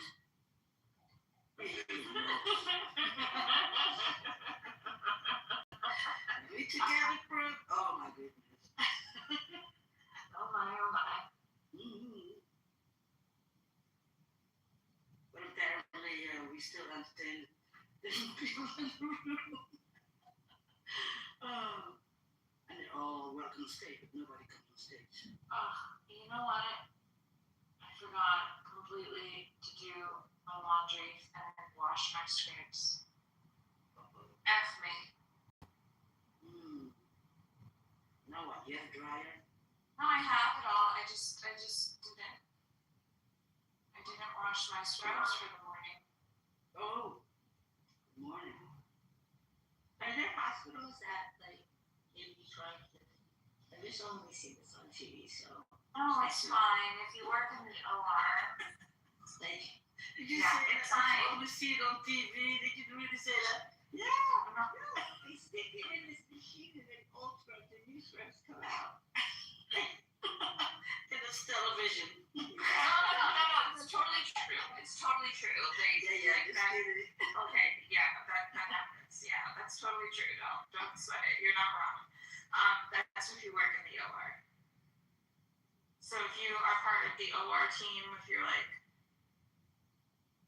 any part of the OR teams, then you go through the scrub machine because you have like so at one of the other hospitals, the things if you go and you're in the OR and you're assigned in the OR for the day, then you have to go into the locker room first, change out of your clothes, and you have to pick up from the scrub machine. And you put those scrubs on, those are the scrubs that you wear for your shift, and when you get out, then you change back into your clothes and you throw the old scrubs into the machine to be sanitized, disinfected, and used the next day. Like everything. The, how you say it? The instruments that they work with? Well, that's different. That's in a different part of the OR. Yeah, I know, but yeah. Yeah, but everything is, yeah. That's what the surgical techs do. Yeah. So there's, and if you hear about a nurse who's like one of the OR nurses, like that's not taught in nursing school. It's actually like a separate training that has to be done after you get your license. So, if you hear about any perioperative nurses, that's what they did. Yeah, that's very specific. If you don't put it on the right place. And PAs learn 3 years worth of timing, and they work under the physicians or next to the physicians, and so that's the physician assistants here in the U.S. And then they can specialize into any unit, but they can switch out of their units and go to another one because they've been trained in all of them. Because I know that the one who has to clean it get the full training too, and then also because they have to put it in those on that tablet or whatever it is that they put it on, it has to be in a certain order. Because the next day when you have a surgeon operate somebody, then it must not lay like like a fork, a knife, and a spoon, like that. It has to be in a certain order. Otherwise, when you just put it there, it would be a mess for the surgery. So the one who's going to do the surgery. Scalpel, please. Yeah, and then you take a fork. Yeah, you're right. Surgeon, like each surgeon has a different way that they like their trays arranged and things like that. Absolutely. Yeah, trays, yeah. Okay. One of my favorite lines from any movie ever was from Rushmore, which is one of the best movies ever, where they're having dinner and the guy who is dating the girl, the other guy, the young guy doesn't like, came from the hospital and he's wearing scrubs. And the line is, "Oh, are they?"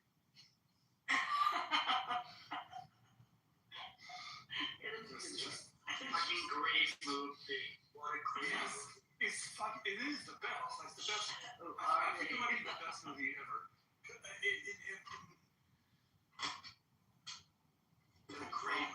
Partly because it has Bill Murray, so I don't think the greatest movie ever can't have Bill Murray. Bill Murray is great.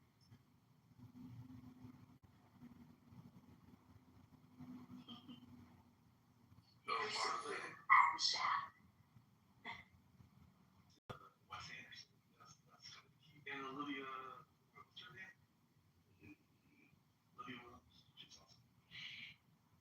Did you see the most recent, and actually Bill Murray was in it with Wes Anderson, Atomic something, I think. And I can't remember the name. But they were going on a trip to see the hole, the crater hole that the asteroid. Oh, it was the asteroid.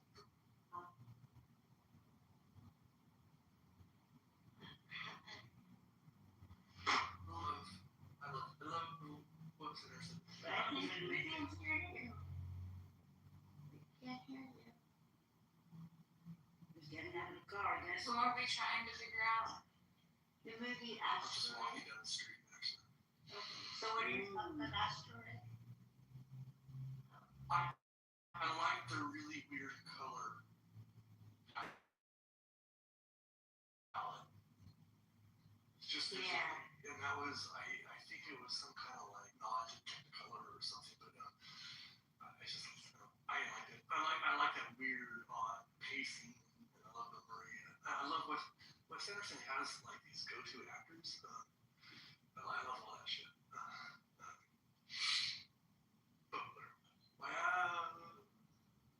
What the hell? I just came back in the room. Why am I talking? Yeah, we talked the whole time. I just finished dinner and I drank much wine. So you can't talk. That's the thing. But you cannot think and talk. I can think or I can talk. I cannot think. That's a good. Where'd you go? I wanted to talk to Caitlin about. Oh, what was like talking and unmute? Oh, wow. You want to be talking about that's gone. Who knows? Some people will come back. Mm-hmm. Oh, apparently there's been an anti-feminism room all day. Where? Here on this thing. Anti-feminism. I forget. Okay, let me see. What does it say? I'm going to go to the hallway, right? That's the right word, hallway. Imagine. It says, has feminism helped or hurt modern women? Research purposes has, do women ask for too much? And then we have the Trump crisis and when he doesn't leave. That's our title. The gas station, I don't even know. this stuff is. I don't get it. Like, literally, it's funny because, like, next to none of the rooms, I like being in art here if I'm not here, and then Ted's room, and, like, that's about it. I don't have any. I just went downstairs to put the laundry in to bring the laundry down. Lord help me. You see, you can do it. It's already 11:30. I should have been sleeping. See, The problem is I took a nap. All the men, they were not if getting. I can only admit how many loads of laundry I put in and took out this today. This was cleaning day. Oh, you should take it. Oh my god, I've been waiting for my whole life to say that. Okay. That was good. So happy we gave you that opportunity. That was great. I don't want to dry my jeans. Last time they shrunk. They shrunk? Baby bird jeans. My jeans, when I was living, Yeah. my jeans, they are too short for like, I'm sorry, they're too tight. Like, wait. And I'm like, you kind of fat ass. And then for like 10 minutes, and then they're like, they fit great for like an hour. And then they're like way too fucking loose. And they're falling off. Like, it happens I'm that sure way. your wife appreciates it when they fall off your mom like that. Sometimes that's a pretty picture. No? Not at all? Okay, I was trying to be positive. It's nice, though. I think it's true. But, It's nice. you know, I only have one pair of jeans at a time. Is that weird? Like, I was thinking about buying a new pair of jeans, and I'm like, wait, these aren't quite done yet. And It doesn't have to be I can done. have more than one pair of jeans. That's allowable, right? But like, I don't. Yeah. I have 10 or 20, I don't know. Oh my god. Yeah, I don't know. But I really like, if it still works, I get another pair, so the other one will work longer. You know? I just change and then I can keep it. I'm flat ass grocery for a minute. I need to start staggering my jeans. Yeah, I think that would be a good idea. Seems excessive to me somehow, but. No, I don't know. I'm not the person to ask. I have too many clothes. Here's the thing, when a pair of jeans are like dialed in, they're comfortable, those are the only pair I want. Until they rip or something stupid. And I'm like, okay, that other pair. Yeah. Then it's still new again. You'll have to do. And then a week later, I'm like, these are my favorite jeans ever. Yeah, two at a time, same time. Hang it up. Thanks, Tina. Here we go.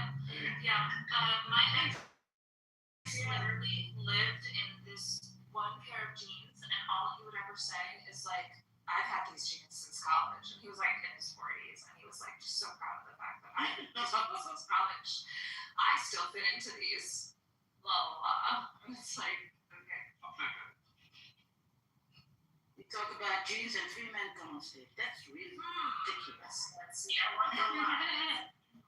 Peculiar. I didn't tell anybody that I was wearing my favorite jeans for my trip this week. What I learned in our earlier room was that, No. oh shit, methyl blue was the original dye for jeans. Methylene blue. Methylene blue, thank you. That was like the Levi, that was the original blue dye. Attributed to metabolic syndromes and Levi. alleviating I remember. original DNA. Oh, yeah. No, but you can trust me because I'm a nurse. Yeah.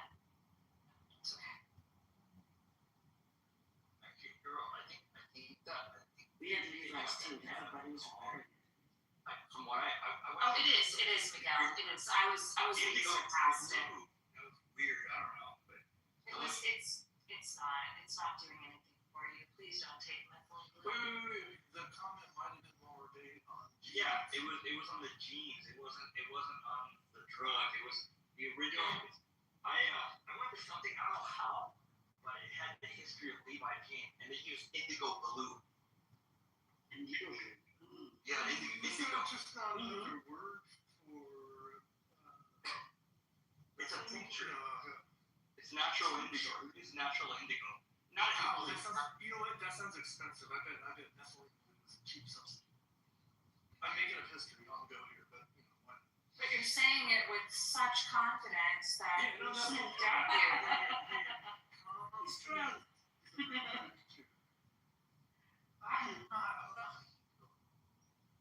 was fantastic. Come on. You sound weird. I do. I feel weird. Yeah, I think you sound weird too. You sound how you feel. It's funny though. It's funny. I feel good actually, but it does. I do feel weird. I feel a little weird. That's good.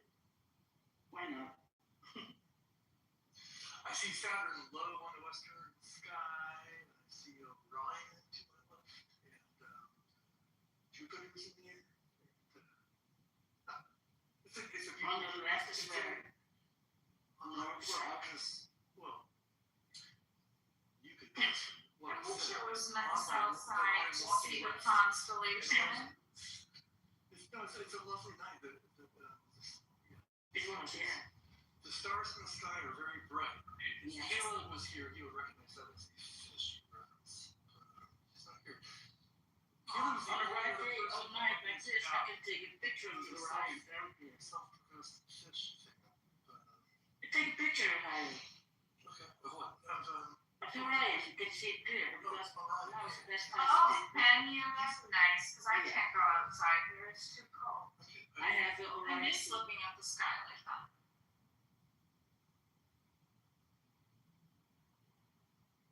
Orion for me should be more west now.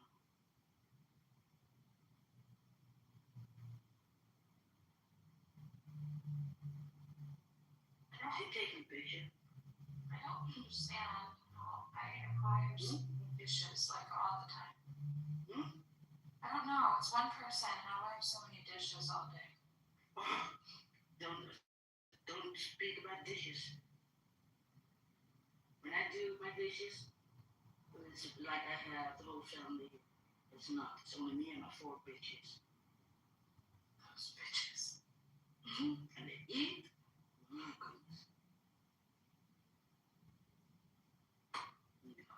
Strictest. Sorry. Okay. Hey, Alex, welcome back. Who? Wait, did you just say? Yeah. I said 3 bitches.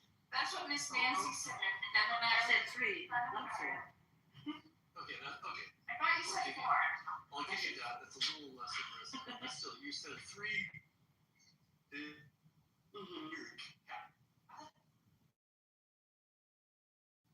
Yeah, mine includes my 3 ladies. I can say ladies. I can say rebels. Sometimes I say girls. It confused me a little bit. When they just sing to each other, I call them bitches. I can be a homer for my 2 bitches, and I will definitely be talking about my dogs and not my wife and daughter. 100%. Oh, my. But I also would never say that. It's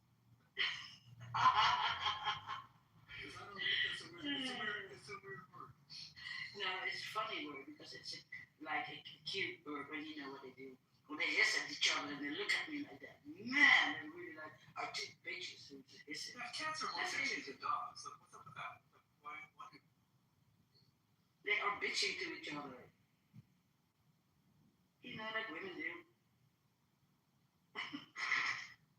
You said it, not me. You thought it. No.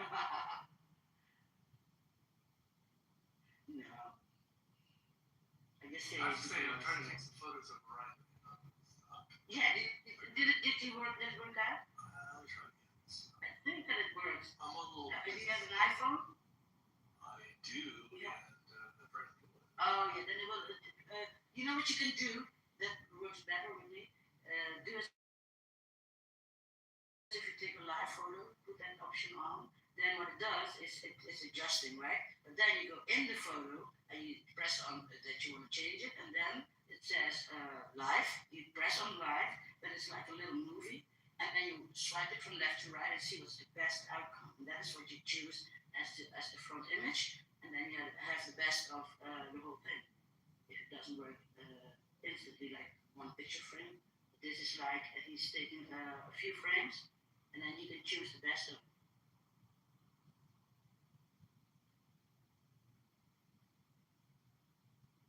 So like live photo.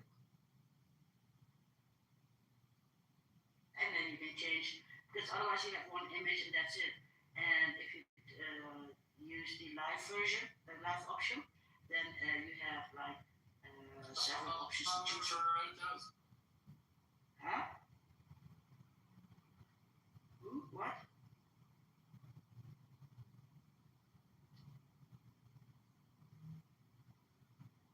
I think he just didn't have. Yeah, if he has an iPhone, the latest iPhone, but it's already been on the phone. I mean, what kind of phone you have is from iPhone 12 and up, or soon. I'm not sure. But live pictures is always there. I'm not sure. But you can change it to take the best of it from the shots that it took. It takes it from. I would like to recommend that if you ever go to a small, tiny, local-owned shop and they create a pumpkin chocolate chip bread, you must get the pumpkin chocolate chip bread because it is probably one of the best things I've had in a long time. Yeah, you told me about a few days ago. I know, but I'm telling you about it again. I'm telling you about it again because it's really that good. Yeah. Oh, Should I send you a recipe if I find one? Yeah. Hey, there. Hi, Miguel. Can I ask you a Go ahead. question? Can I ask you a question? I was looking, sorry. My brain's kind of. You're okay. You bring that. You're a biologist and microbiologist. Yeah, you're a researcher in biology. And today I'm taking a pharmacology class. They mentioned monoclonal antibodies, right? As part of biosimilars, right? And then she mentioned that the teacher was like, she thinks that's going to be the thing that cures cancer. What's your thoughts on that? No, monoclonal antibodies are one of the first line defense, like one of the first line biologics that were used to treat COVID infections early in the pandemic. Yeah, so biologic that treats COVID infections earlier in the pandemic, right? So before we had vaccines, we had monoclonal antibodies. So what they did was they were able to help alleviate the symptoms of COVID-19, right? They are functional and they work because they're targeting a specific antibody that is on the antigen presenting surface of the virus. The platform that's used in order to specifically target anything that has an antibody presence. Does that make sense? Antigen presenting presence. Does that make sense? It's specificity oriented, right? Right. So yes, the monoclonals are good. So with like things like Paxlovid or any type of flu retroviral, like retroviral for a flu infection, the one that everybody like my brain is having a little bit of a move right now. No, you're doing your laundry at the same time. Well, I put that in. I did. Thanks, Nancy. Apparently, I can't do my laundry and think of many things. So is this something like remdesivir or something where that? No, that's part of that was part of the therapy. Remdesivir was one of the monoclonal antibody therapies. Regeneron was another, but that was the monoclonal. Antiviral. Yeah, no, I'm thinking of like a specific one that everybody uses, for flu, and it's prescribed all the time. And it's literally like that. Tamiflu, thank you. I was like, I could like see the word in my head but not see it. I appreciate that. Thank you. Wow, that was bad. It was not bad. No, but it was bad that I couldn't remember it. No, not at all. You do a lot of things today already. Wow. Miguel, how was that? Did you end up getting the flashcard set that I used for pharmacology? Is it helpful? Isn't it like I thought it was really helpful? I actually, the cool thing is it breaks it down to cardiovascular, nervous, musculoskeletal drugs and stuff. And now I can pull different drugs that I'm going to use for my class.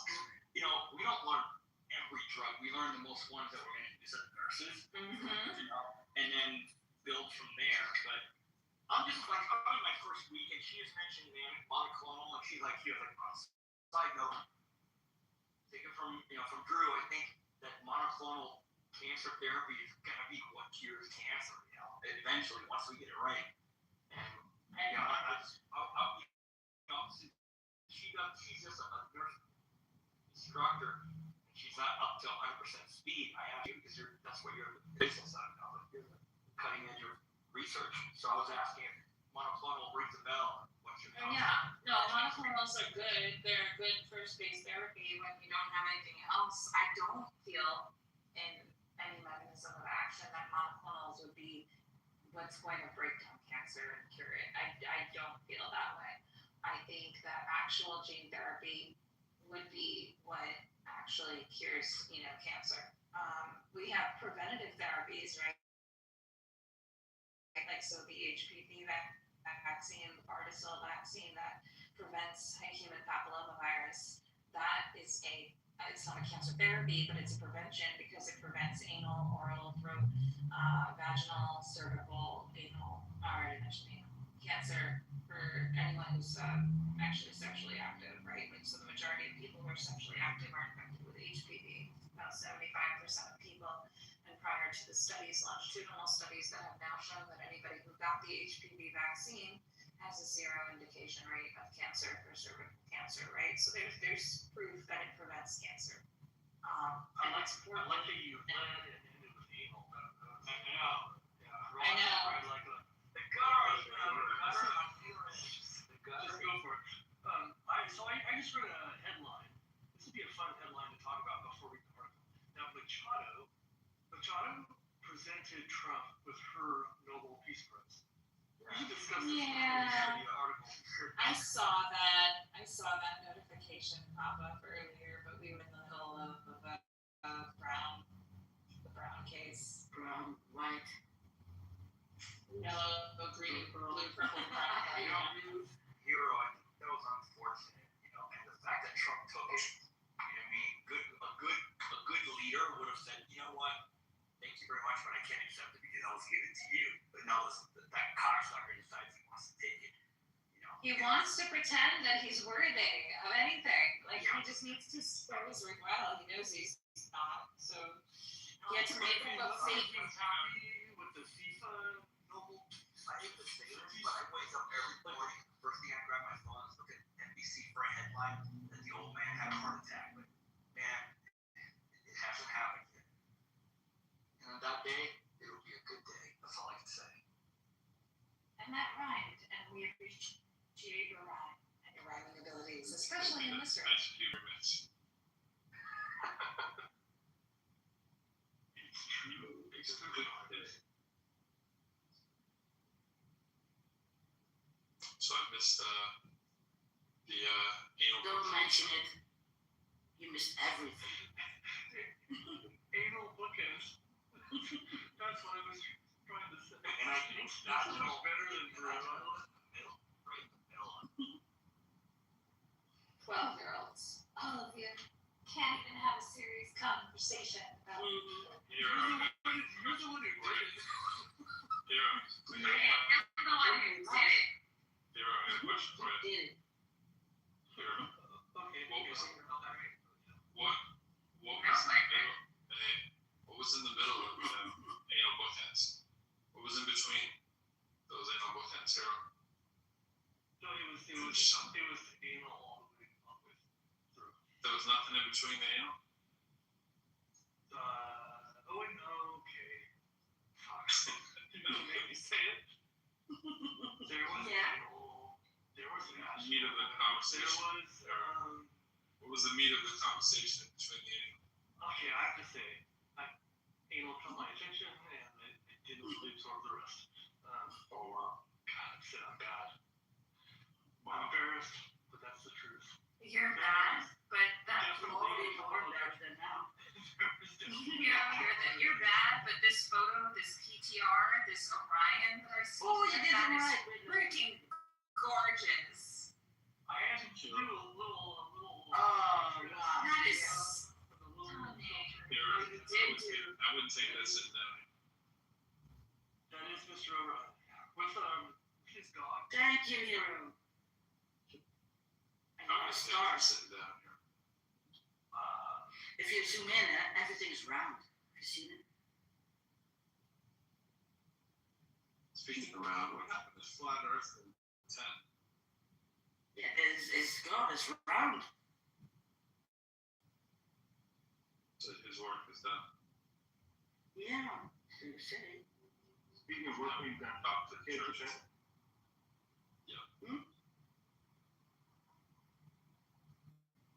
But you do the talking, bro. I mean, we entertain everybody, now it's your turn. I thought your pushback today, bro, was particularly good. Oh, okay. What was I pushing back on? On you? Everything that John ever said. Benjamin, I think. Oh, okay. Nice. Benjamin. Nice. I mean, that's like work, Benjamin. I thought it was on somebody else.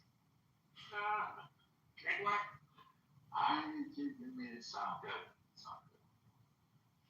How he's awake? He hasn't said anything, bro. You must have awakened him.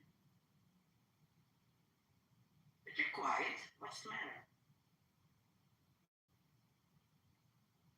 Who?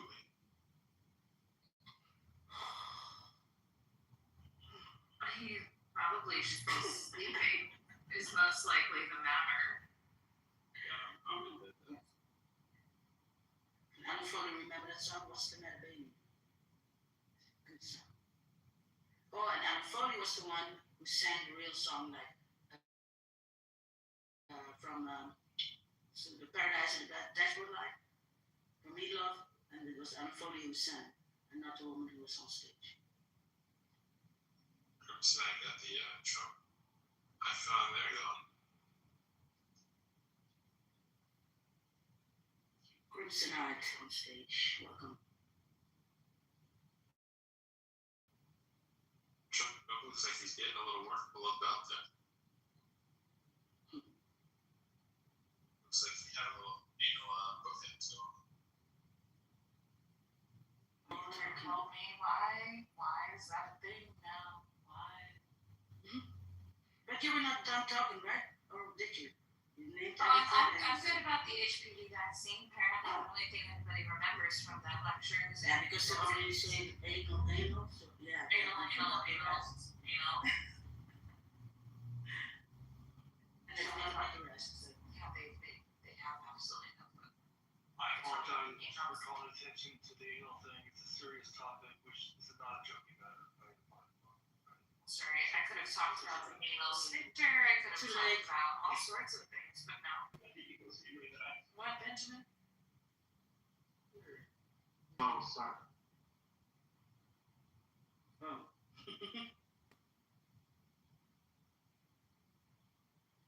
Well, it was a good job, Hero. I like the picture. Thank you. Can you give me a general response again? Are you in the Midwest? Wait, what? Can you give me a general response again? Are you in the Midwest? Wait, what? No, come on. I forget. You have to remind me if you're willing to. You don't have to. But I'm so jealous. I wish I could go outside right now and see the stars. It's probably one of my favorite things to do. It's kind of weird on a social media app when it's audio where you say you don't have to. I mean, of course he doesn't have to. It's like. Well, I mean, I think some people don't understand that specific statement. Obviously, you don't have to. You don't have to do anything. This isn't a court of law. This definitely isn't my doctor's office or a hospital setting. So, by all means, here we go. More about the ICE shooting. But some people want to make it about, oh, I have to. Why am I responding? All right. Live updates. Newly released records detail chaos during fatal ICE shooting in Minneapolis. Reports from the city's police and fire departments show that Renee Good, who was killed by an ICE agent last week, was found with 2 gunshot wounds to her chest and 1 to her forearm. Thank you, because everybody has been saying there have been 3 shots to her head, and I'm like, where did you confirm that? And it bothered the goddamn bejesus out of me that everybody kept saying that, and I'm like, we have nothing about that. So, 2 gunshot wounds to her chest and 1 to her forearm. Here's the latest. Newly released records from Minneapolis police and fire departments detail the chaotic moments that unfolded after a federal agent fatally shot Renee Good, who was found in her vehicle with 2 gunshot wounds to her chest and another to her forearm. The responders found Ms. Good not breathing and with an irregular pulse.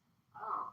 When they arrived at her Honda SUV on January 7th, according to one of the reports. She also had a possible gunshot wound to the left side of her head. By the time, there could have been a reason. By the time the workers took her out of her vehicle, she had no pulse and they performed CPR on her as she was rushed to a hospital, the report said. The details revealed in incident reports from the Minneapolis Police and Fire Departments and 911 call logs obtained by the New York Times scared up the shock and fear of the bystanders who frantically called for help after the agent from Immigration and Customs Enforcement opened fire. One of the calls was made by an ICE agent, the transcripts showed. The federal government has defended the ICE agent who shot Ms. Good, saying he acted in self-defense, etc., etc. I'm going to skip. The shooting set off a week of intense protests, prompting Governor Tim Walz to plead for peaceful demonstrations. At the same time, Walz and local officials called for the federal government to end its immigration crackdown in the city. On Wednesday evening, a separate shooting, we already know about this. Ms. Good was labeled a domestic terrorist by Trump aides, while Steve Miller described the protests as an insurgency. Oh, so now they can call it an insurrection? Sorry. Carolyn Levitt, the White House press secretary, said Mr. Trump's threats to invoke the Insurrection Act were a warning to Democrats. Here's what we're covering. Agents authority when a federal agent ordered Ms. Good to get out of her Honda Pilot, which legally obligated to comply. Experts said the answer is not so simple. While Ms. Good was compelled to follow a lawful order, it is not clear whether immigration agents on the scene were acting within their authority. Legal action. Lawyers representing the family of Ms. Good, a 37-year-old poet, said on Thursday that they anticipate taking legal action against the federal government and have asked officials preserve all possible evidence. They earlier announced that they would investigate Ms. Good's killing and described her as a mother of three and a person of faith. A second shooting, Julio Cesar Sosa Celis, who entered the United States in 2022, was taken into custody after being shot in the leg by a federal agent on Wednesday, along with two other men. Federal officials accused them of assaulting an agent with a shovel and a broom. A federal spokesperson said Mr. Sosa Celis was a Venezuelan national who was in the country illegally and resisting arrest. And that is the short version.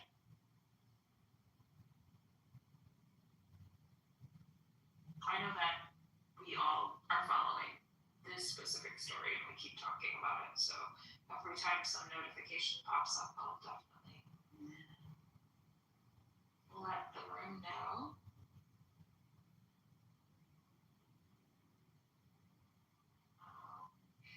You all know what happened.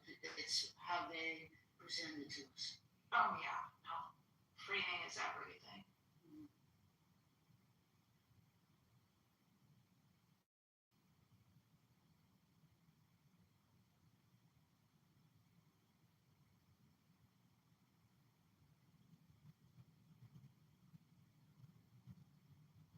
Mother of three, you see. Yeah, I guess I'm not really sure if it hits the radar. I know it globally has hit the radar, obviously, but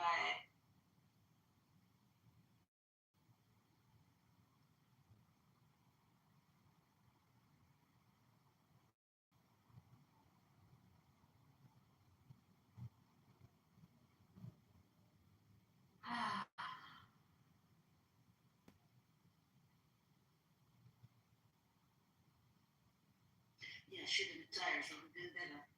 She was this is only an hour. Okay. What? One of my trainings is only an hour long, so I'm gonna start this and sign in.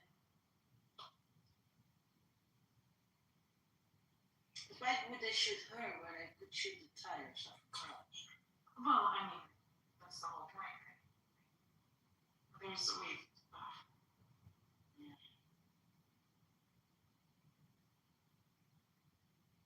every reminder that everyone hates America.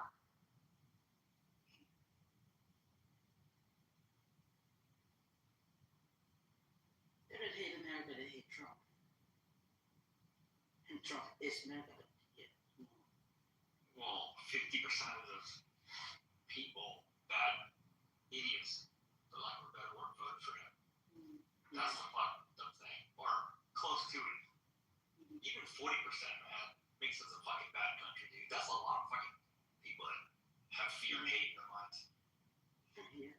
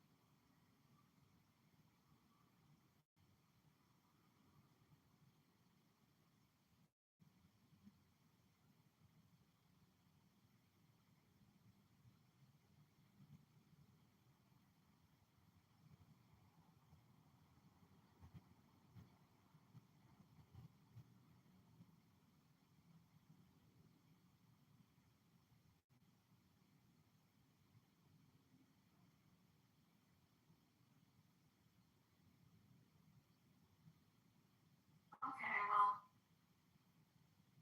Cheryl has put into the chat research a couple of opinion polls that show us that yes, we hate America, stop coping. Well, I'll invite you up by all means. 50% of the voters and a lot of people did not vote. I mean, no one's discounting the fact that America isn't being well received around the world.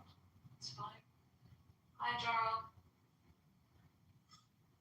No, I think you guys are chill. I think this room's actually chill. I'm just kind of, gotta poke the bear a bit, annoy the Americans a little bit, but this room I know is chill. Are you Canadian? You couldn't tell, Asha. Definitely. I mean, I like to verify, why not? Number one. The only obvious thing he didn't say was sorry, brother.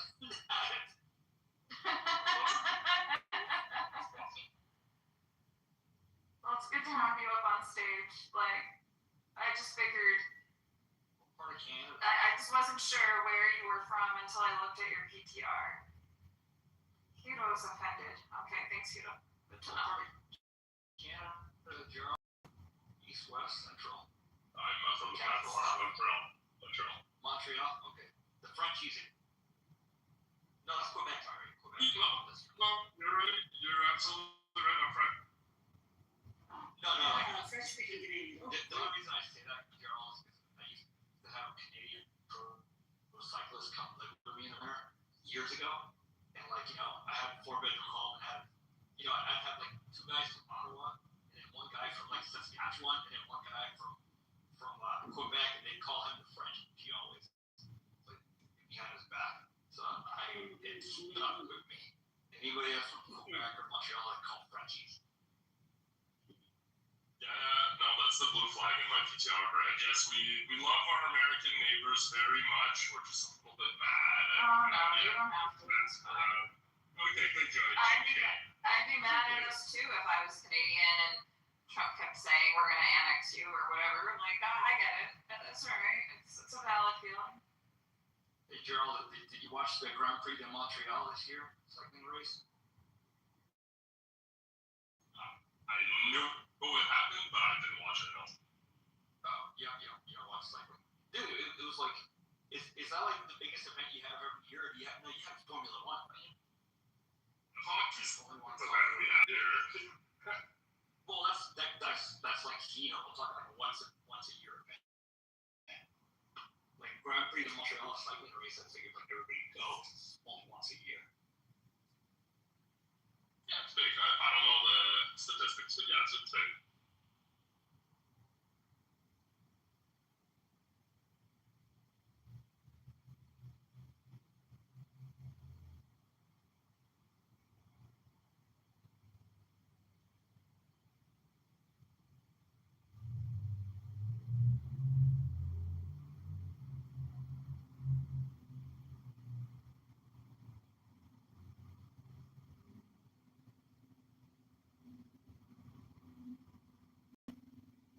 hero right away, your horizon is much smaller than mine. My horizon is like massive. Personal. I was Size doesn't matter, but I don't know. I mean, for anybody who is very focused on anal bookends, I would be quite worried about sizing. I did open myself up for that, didn't I? I only got myself. I had to. I couldn't help it. Apologies to everyone else who wasn't in the room at the time. Hey, Asha, you're Anal bookends is my favorite stuff in the Garfunkel album. you're a specialist in medicine. You know, do you think that Old Orange Turd, or do you think they're giving him some kind of like something for like dementia or to increase his ability for his brain to function better? You know, do you think any of that's happening? I wouldn't be surprised if it was. I mean, he has venous insufficiency, and that was obvious to anyone in the medical field. Just even people who just started their medical journeys, right? Like that. It's an indication of CHF, right? So exactly, right? Like you're going through school, so you and I will have more conversations as we do it, right? So yeah, I mean, it's like one of the first things you learn. So it's like the emperor has no clothes. We all know. Like, I know that I should be putting myself in compression boots right now and going through this module and learning it, and I have to be up in the morning. Oh gosh, I don't know. I should not have taken a nap this afternoon, but I really need.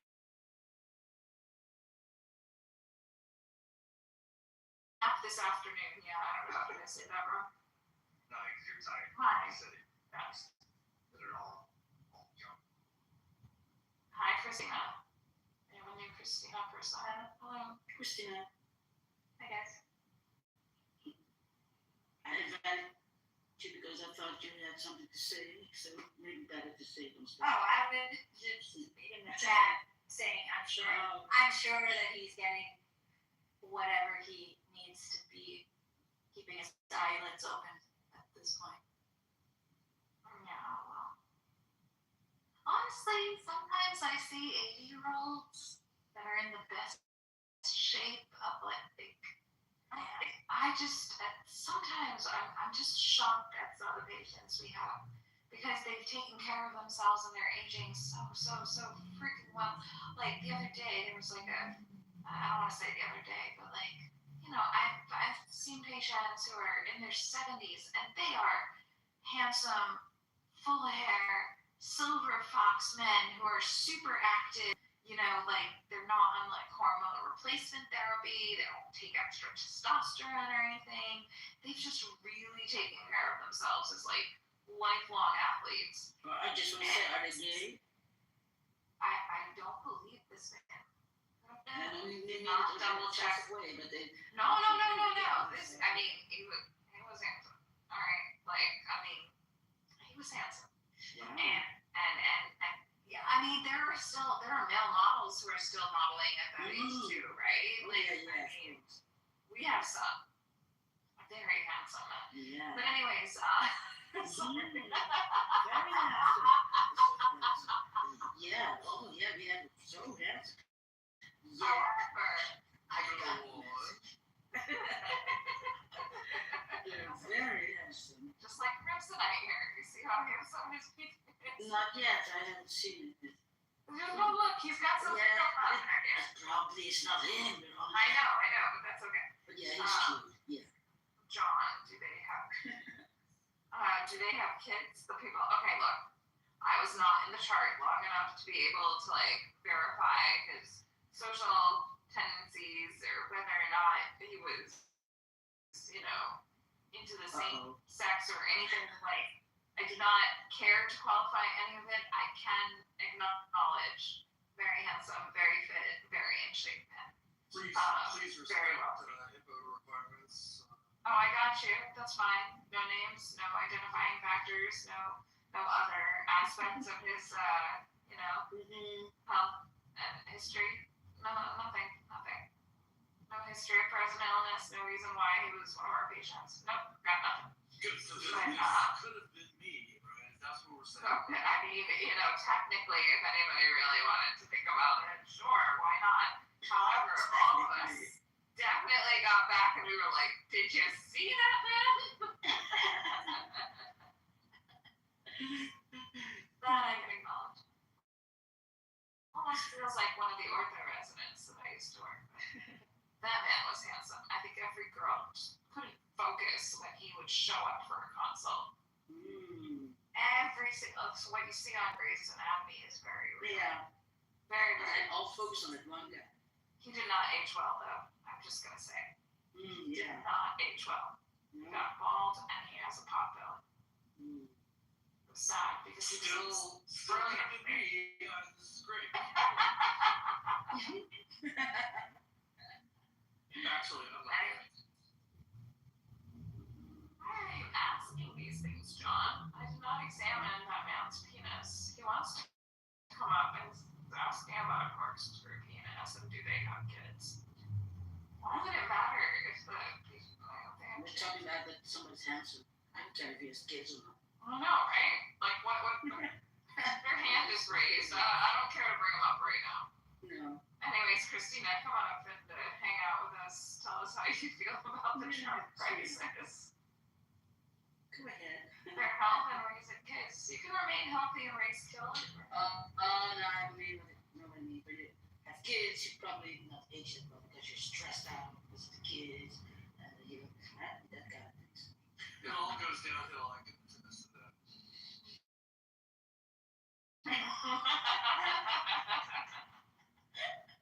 I cannot speak on that. I'm sorry. Yeah, not me either. I do everything to make sure that I'm not getting pregnant.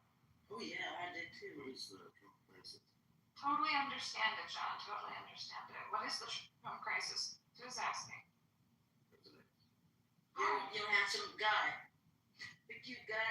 He had a cute guy for a second, but now he's the crimson plate. That was the actor from Yeah. Shades of Grey. Yeah. Oh yeah.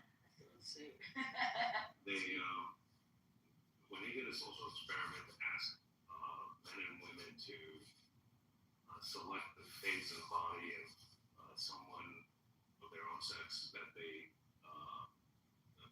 believe the opposite sex would find most attractive. The women selected him as being the most attractive face, whereas men selected that soccer player that's married to the Spice Girl, as who they would have thought the women would have selected as the most ideal face. But Yeah. That's just. I would have it. Who is that? Wait, Oh, so, wow. what? Wait, so women Put the picture like of the girl. girly men, and men like men. Wait, what's the lesson here? David Beckham is the person you're referring to, I think.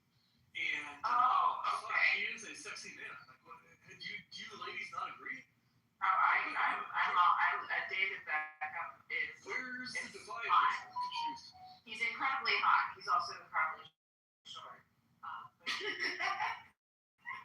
Well, that's a good thing. Is he short? I didn't. The ball's on the ground, so. Yeah, he's short. There's He no can't be advantage. taller. No, he's not a midget. Bro likes to argue against this. He just left. I guess he would. But damn it, should I go to bed or do I do this module? I'll do Some the of the guys keep talking. You can do the module. You probably won't ever regret not going to bed. You probably regret not doing the module. Yeah, I gotta do it. We're gonna get man ready. Okay, I gotta do it. Thanks, John. Appreciate you. Alright, we'll bring him up. You guys, I'll bring him up. I'm not gonna hang out for it. No worries. Senior mechanical design engineer in chip assembly at Intel. Ooh, he knows things. Oh, Intel. Yeah. Tinker. He's a tinker. John, What's can tinker? you pretend? Yeah. Hi, Tinker. Lola. Think. I was just being cynical. Oh, it's fine. I'm just saying when you have kids, catch a case, it's more about time. Usually it's really not big enough since I know that I live in Europe. But you get up at 5 and I just work straight for getting ready, breakfast, lunch, get up kids. My wife does get them ready, I do everything else. And then I go to work or eat the night out, come home, dinner, sleep. Like there's no room for anything. It's just like I'm just saying kids take Yeah. their time. Got That's it. all I'm saying. Yeah. Yeah, that's true. And stress. Yeah, we thought so. Are you a tinker? What's that? John, are you a tinker? Like a tinker from one of those novel things books. Tinker or a No, a tinkerer means that tinkers with items. You guys, come on, reading comprehension.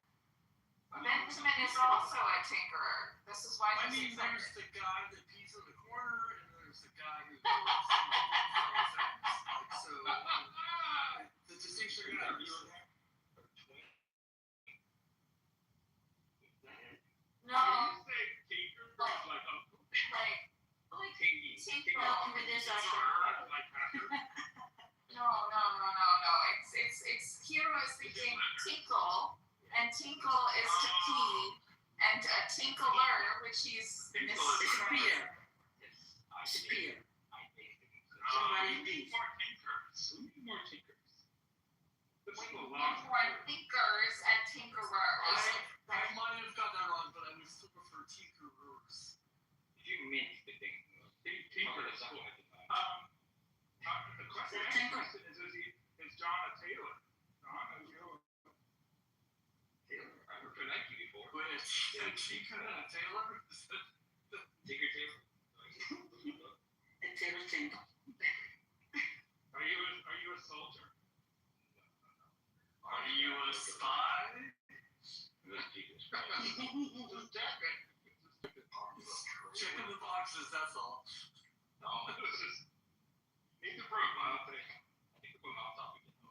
Well, here's the I mean, if you were a important thing, spy, though. you could not say, I'm not a spy. That's a rule. That's a rule. That's the first rule. But First rule. I'd be honest. I mean, look, Not being Well, we want to be very careful not to ask you where you're from or where your accent is from. He said Europe. it's merging, but But the only questions remaining are you a tinker, a tailor, a soldier, a spy? Then we know enough about you that we can have a conversation. European Tinker. Spy. from the US for sure. You gotta look up tinker. Tinker's a lost art. We gotta take it back. Yeah, you said you sound awake, Benjamin. You look it up and read for us what a tinker. Yeah, it's 6 in the For the morning. record, I think I got tinker wrong. Yeah, me too. I'm more in your timeline, I guess. You know. No, I don't mind sharing the Netherlands. Oh, you there? Yeah. Me too. Oh, you Netherlands? You're the second one I talked to. Yeah. But they're in California. Oh, that's far away. And you're in Florida or something. I'm in North Brabant. Tinker is somebody who travels from place to place But that's and then they have that they thing. particularly utensils. Read fantasy books. Of course, it's like a renewal application. But how do people I believe? didn't understand it. Can you repeat that? A tinker who's travel a lot and then? Just an itinerary.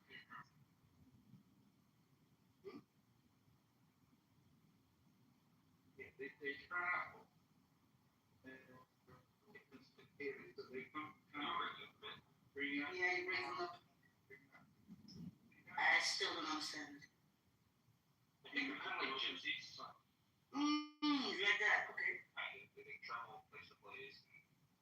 Yeah, I think that the question was, are you an expert? Sharpen your scissors, for example, or sharpen knives. Prepare your pants and have a handles. My pilot's today I work for Phillips. Design shape A tinker is essentially one who tinkers. I just gotta say, the gypsy is not, that term is not going to go well here if there's any white women in the crowd. But That's right. Wrong. Yeah. Is any woke white? I have one from the Balkans, and they always refer to anyone who's basically not like basically white, you know, and whatnot, as like good gypsies kind of thing, or like socioeconomically not there. So maybe I'm just taking after that. And don't pay tax. Yeah, Because they live in a home on wheels. exactly. But they don't. Big bungalows on wheels, but they don't know what it is. You cannot. But they still don't pay tax for it.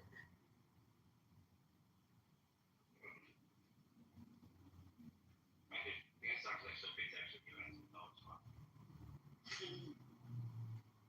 the fun of being a U.S. citizen. You can never get into pay taxes.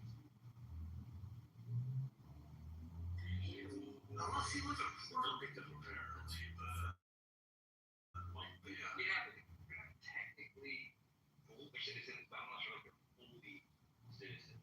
I don't know, it's weird. So, Yeah, I didn't know heard either. this. So I have a neighbor who, this story, tragically, but there's this whole thing about like I can move to Puerto Rico and I don't have to pay taxes, and I'm like, I'm pretty sure you have to pay taxes wherever you go.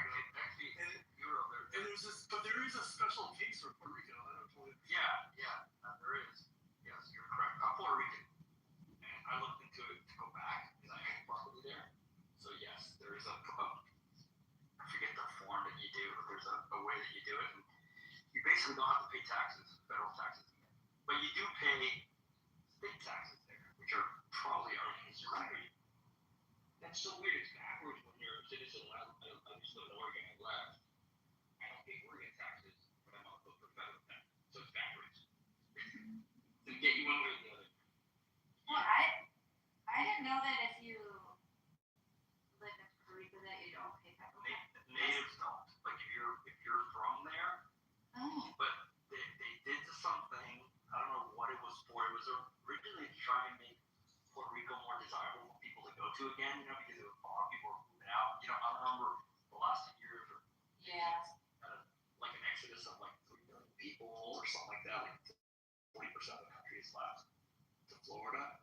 So like, you know, in other places. But long story short, they made it lucrative for people that weren't from to come over, and they do a certain form. There's a certain thing they come under, and they don't have to pay federal taxes.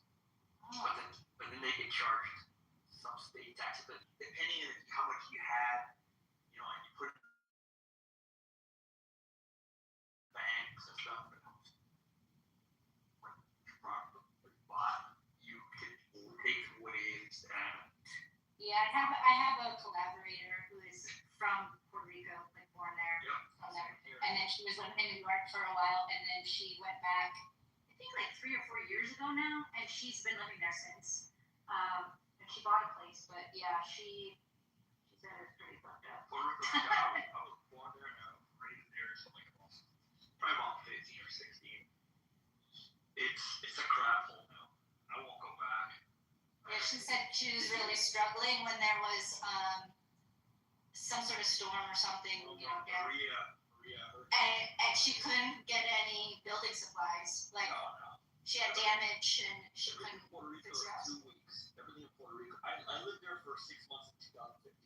I left here, closed my house down, went down there. I lasted 6 months because everything there is 2 weeks. If your water main breaks or your things out, it takes 3 months, or you need to know somebody in the system that you can grease so they can come quicker. Nothing happens like in 2 or 3 weeks with the government. You know, and that's being lucky. So it's weird. It's a shithole. There's a road that during a hurricane in 2017 was torn up by Hurricane Maria. I talked to my aunt on a weekly basis, and a couple of months ago she told me that they had just fixed it. You've got 2025. You know, they had just fixed it, or you can actually travel through it again. It's kind of weird here living in Europe, and at least I know it's like a mixed bag. It's like certain things like maintenance. It's not bad, but it's not like U.S. The U.S. It's all hustle culture. It's almost like they'll really come to you saying like I in places where they see stuff, and I've had people knock on my door and they'll be like, hey, you need that fix stuff fixed for you right now, and you know, stuff like that. But then like here, it's like you hire someone, it might take a couple weeks, and then obviously everything, you know, things aren't as like everything's very strict 9 to 5. So you wait, right now there's no one in the street at all. Like 6, 7 o'clock, nothing. All of a sudden it explodes at like around 8:30. Everyone goes over. But the interesting thing is that on like the service side, it seemed like that, and then on the government side, at least in my experience, it's been way better. Like going to the DMV here, it was crazy. Like I went in and I said, hey, I need a license, and they got my license thing all set up, and within like a day, like in terms of like they said, hey, it's gonna take a while, you're foreign, blah blah blah. Like a day later, they call me and they're like, oh, we got yours done, but your wife, she forgot something. Why don't you just come back and fix it right now? Because there was a typo on the form, and it's like in the U.S., where I'm in Oregon, it's like there's a typo on a form. They tell you like a month later, they're like, oh, they mail you your license. They'll tell you like, oh, you can screw up. You have to resubmit it after a month, not telling you. So it's weird. It's like the government here, at least for me anyway, is being very Where are you at? I don't know. I think the European thing is a general thing. It's like basically workers. It's pretty consistent. Like even at my job, like most people don't even like start. You don't even think about working until 9. You come in like before 9, like maybe one person in the office. 9 o'clock, things just like don't take lights flip on. People start working. Don't they have like Before that? Isn't it like at the time that you guys go home too, like literally on the hour, the lights flicker Pretty on? much. Everybody goes home. Depends, but it's like a very strong culture of, if that makes sense. So it's like 5 o'clock rolls around, dude, everyone just starts getting up. And it's just like, wait, we're in the middle of something. No, I gotta get home. That's not what I lived in Germany for 8 years. If you showed up like with 1 minute left, they were like, no, we're closed. Sorry. The moment that they just close the door on you. You had to close early because they were just like, enough people, fuck it, we're gonna close early. They never stay late. So in the U.S., so I had a funny experience because I worked at one of my kind of early in my career, I did software stuff. I was at a software company, and we were like, yeah, you know, whatever. Like it was a great lifestyle. But when crunch time came, everybody was like 16 hours. It was really crazy. And then I switched to kind of more like engineering. I went to I kind of switched industries, and it was a totally different culture. Like I remember being at a 3:30 meeting, and it was like, we're behind, we gotta get this shit done. And like, oh god, it's 4 o'clock. Oh, okay, oh god, I gotta go. Like so, I'm like, wait, what? You're going? You're leaving? Yeah, well, I'll see you at 8. Like, so then the attitude was very different. It was more like, yeah, we need to get this done, but also we have hours. And in the software culture, it was more like, no, we gotta like, pound, whatever. It was like, we stay up, we do this crazy shit. So like within the U.S., in different industries, you have very different cultures.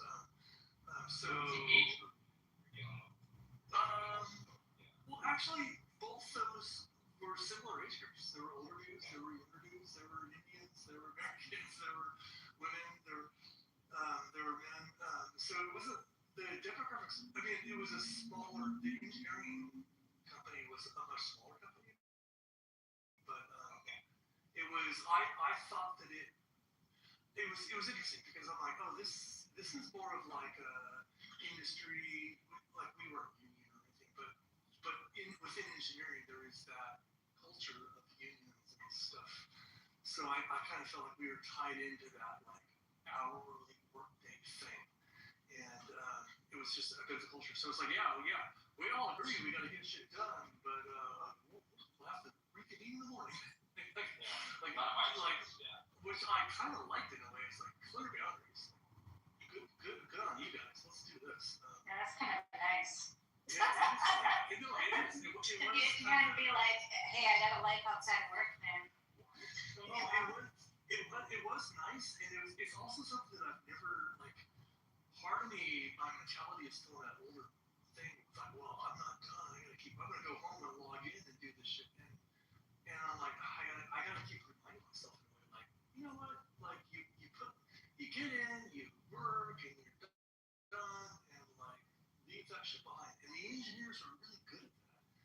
the software folks were not. And that was just this weird kind of macho software camp culture, I think. But so, anyways, like in the U.S., I assume it's still that way. Oh, it varies. 1,000% still. Industry to industry, it varies. I think. Yeah, it's been really like that. I live in San Francisco, so it's like full of people. Yeah. So it's like that. But I work in film and documentary in particular, and the expectation is you're going to be working around the clock. Where you live? And Yeah, I do. Did you see last night the Crew 11 capsule coming in? No. Apparently it came in around midnight. It was like streaking across the sky. A lot of people saw it, so I was wondering. No. I don't go outside very much. Hence, because of the work thing. But yeah. Yeah, that was no joke, man. And there's just so many tech people here too, so and startup culture. So it's like work all the time. If you're not at work, you're looking for work usually, or trying to find a DC or something. I used to work there for several companies there. Startup and it's crazy. Well, my PTR is just took a few minutes ago. Is at a water stop by park from the north, looking towards San Francisco. So yeah, we might be in that photo. Oh, you just took this photo, so you live here too? Yeah, I live in Marin. Oh, okay, pretty. I haven't been over to Marin in a long time.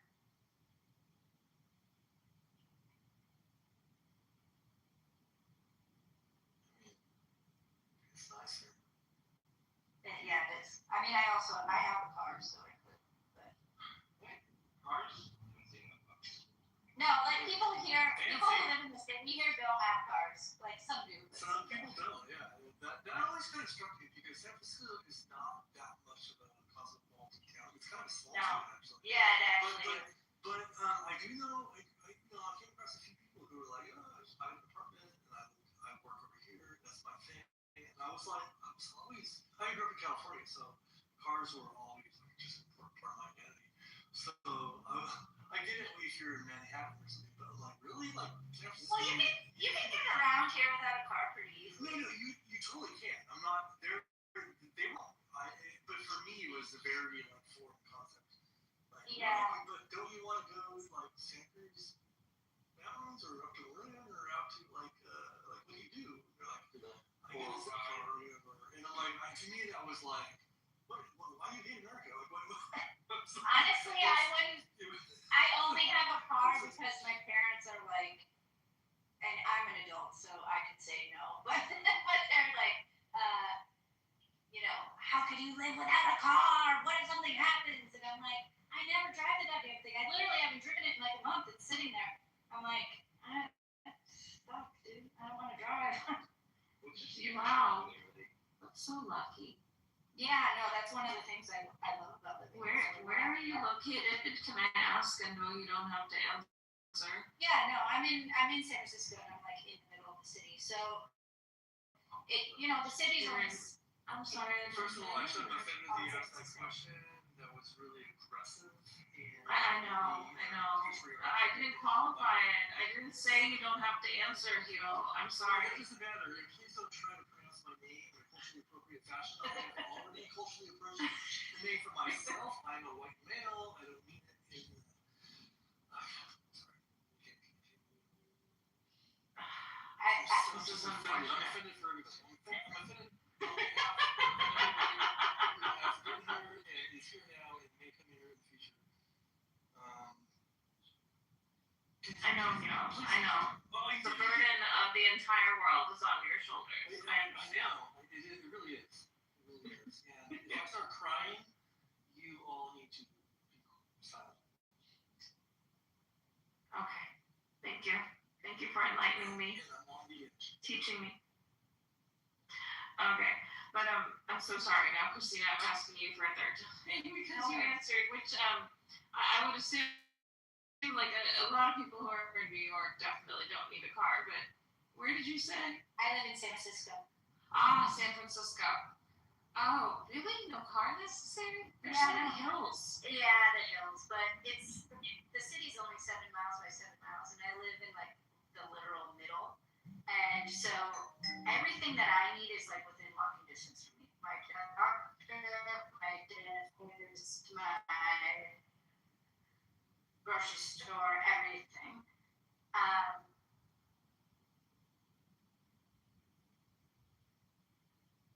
She rides a bike almost everywhere. She goes and picks up her kids, and she doesn't use the car. She rides her bike, and they ride with her back or whatever. Yeah, or like if I'm going somewhere, like going to the movie or whatever, first thing I'm thinking about is it gonna be hard to park there? If it is, I'm just gonna take an Uber because it's only like 2 miles or whatever. Yeah.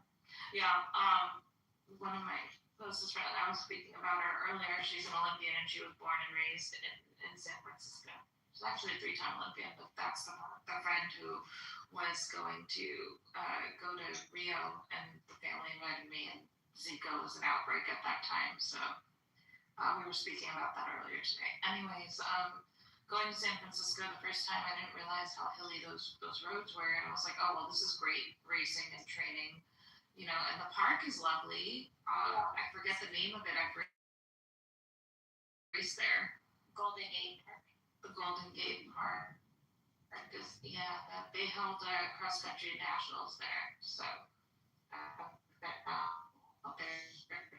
yeah, it's cold. And it's cold. In the summer. You guys were really cold in July. Yeah, the one who got on. Actually, I thought nationals was held there. I want to say 2015. No. It's nationals in high school cross country. Oh, you went to Kinney? No, Kinney is the Kinney Nationals. The Kinney shoes, they sponsor the high school national cross country championships. Oh, okay. Yeah, there's unfortunately now there's 3 different nationals, 4 different nationals for high school students. You have you used to have Foot Locker for cross country, but now you have Nike nationals, New Balance nationals, Adidas nationals. You have the Hoka national, you have Under Armour, every company runs the nationals. Huh? Yeah, everything's branded, but also, for track and field and cross country, it just poses a problem because back in the day, it used to be you really wanted to go to Nike. Nike would have these major national championships, and you would just go to Nike or you would go to Foot Locker, and that was your problem. You had to choose between Nike and Foot Locker. But now, students don't even get to head up against the best of the best, right? It's like a national championship, and you're choosing between 3 different ones. And you don't get to be against the same rivals because now they're even held on the same weekends. So you have to choose which rivals you're choosing to race that you know what I'm saying? We get it. It's all about the shoes. But if you're the Golden Gate, you get some really great gear.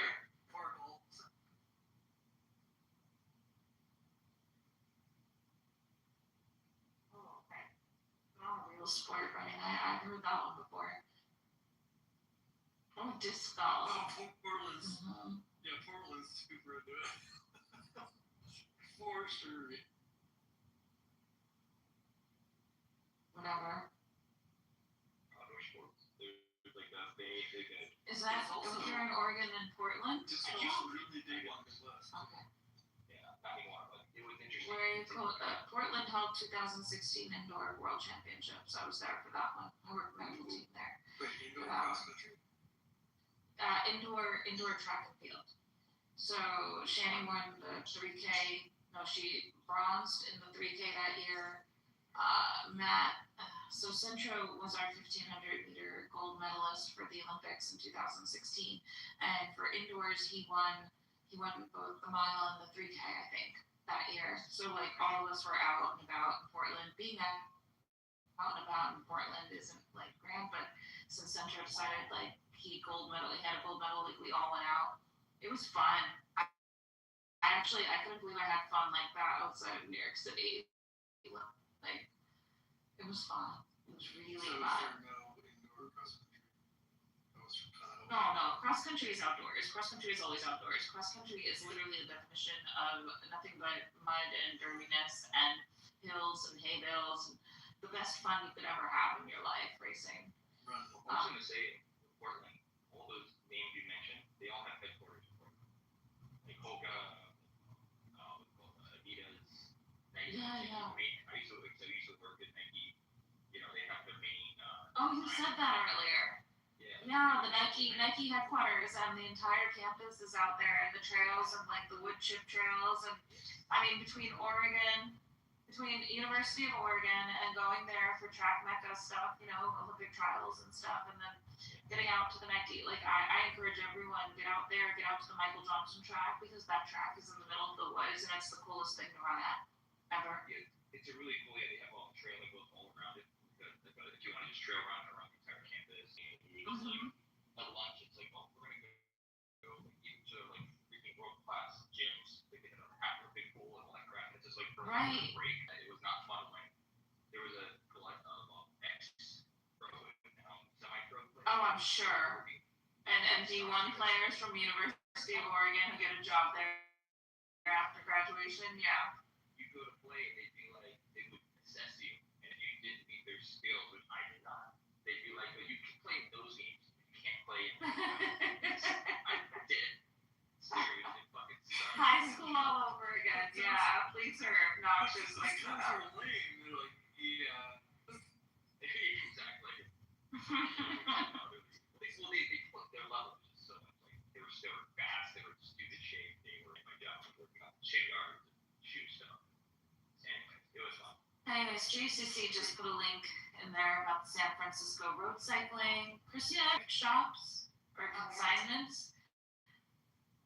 Yeah. Yeah, you gotta wear layers here. It was terrible. I was so cold the whole time the first time I visited.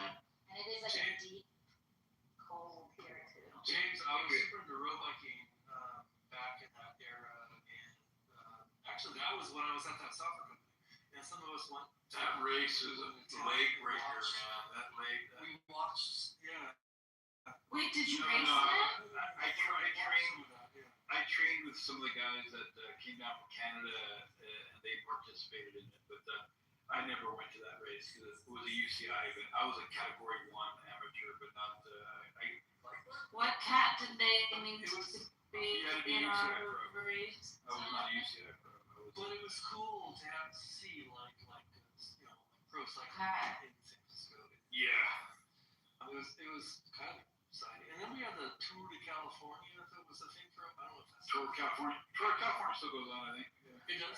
Tour of Redlands Classic. There's a lot of big road races. I went and watched it. We went out there and watched park it up with the helicopter. You know, you're out there flying around. Shoo, shoo, shoo, shoo, shoo, shoo, shoo, shoo. I'm like, okay, well, that was it. It's all good. But the San Francisco crit racing is more fun to watch. They come by, they come by multiple times. But right. I was there. I was like, I went there once, and I think like George Hickey won the first one, but then Dion from Canada won like 5-4 in a row, or most of them in a row. But they don't do then that. German, no, they can't.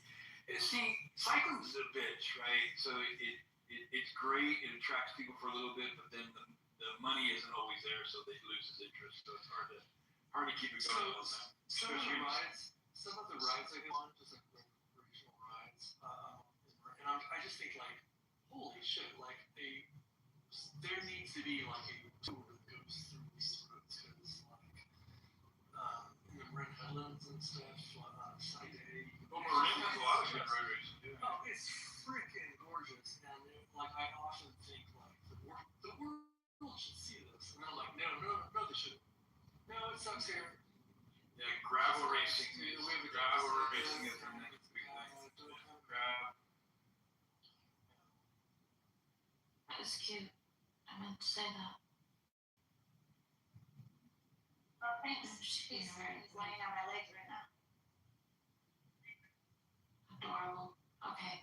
I started my module. I did not complete my module. I will probably wake up early enough to get to work early enough so I can sit out in the parking lot and complete my module. Or there's literally like it's such a weird connection. Like there's no I get no service. We look at modules just like It's the patient access module stuff like all the patient information and your EMR. So every clinic, every system is different. So of course, it's just been a long day, and I'm tired and my pain hasn't gone away. So I am definitely going to bed. But I will be going to bed. I love when the modules have like these scenarios where it's like John was talking to Catherine who overheard Juanita say, and it's like, what would you do in this situation?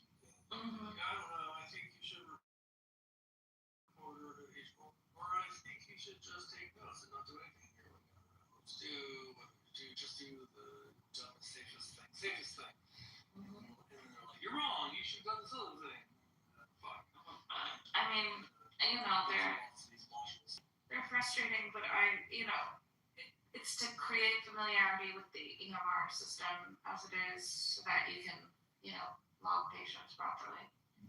That being said, I probably should have done it earlier today, but I took a nap and I've been in pain.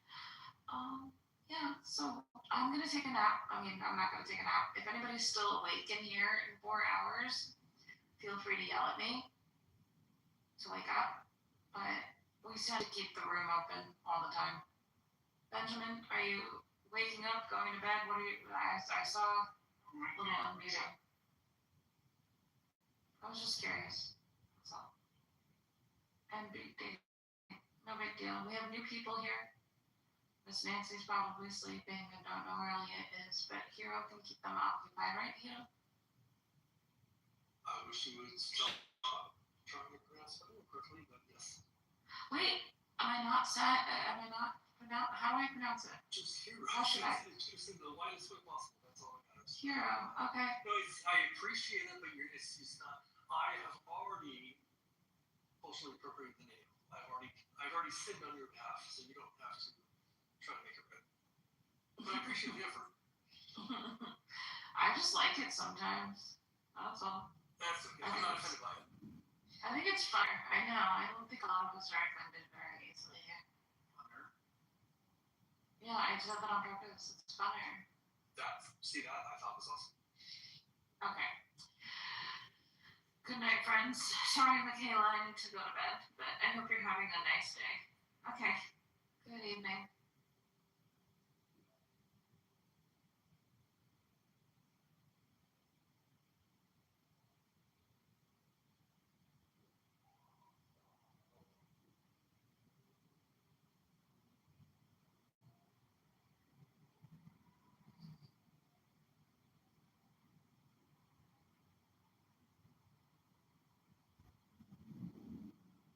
JCC, do you still ride bikes these days? No, I don't. I still want to, but my motivation has really declined drastically. It was like, seriously, 6 years ago, I was riding 2 hours a day. It was great. Now, 2 hours a day is like a fucking drop in the bucket for what I used to do. But now I've gotten fat and complacent. Just walk a bit here and there, but I want to kick it in the ass again and get back fit because I miss being that level of fitness. It was such a great feeling. Yeah, I don't often, but I do. Occasionally, I do it every single time I get a bike. I think this is so fun. What do I do more often? Makes you go wahoo! It's just the pure joy of being on a bike. It's just so fun. It's like the coolest thing you can do. And even when I'm doing boring stuff, just like road biking down the road, like it's a nice upgrade. And I like it. I like just going for little road bikes. But I just don't do it enough. I get lazy. It seems like a big chore, and I have this tendency to do like, I haven't gone for 3 months, but I'm gonna go do a 40-mile ride this weekend, and then I come home and I'm wrecked. So what I'm really trying to do is just go for little rides. So right where I live, there's a little glorious 9.5 to like just less than 10-mile loop I can do. It's just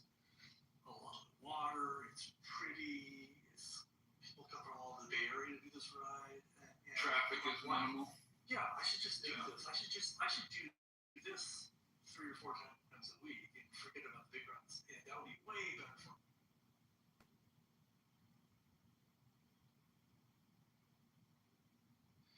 I did a cool ride. I did it about 4 times now.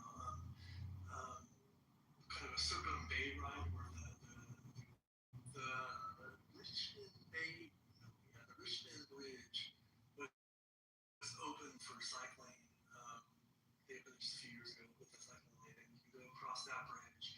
And basically go all the way around the bay. Like I can leave my house, go all the way around the bay, go across the Richmond Bridge, go across the Bay Bridge, go through San Francisco, across the Golden Gate Bridge, back through Marin, back to my house, and that's like a 60-mile ride. And actually, you can only go across the eastern span of Bay Bridge to get from Treasure Island to San Francisco. You have to take a ferry, but that was part of the fun. You had to get on a ferry for 5 minutes, and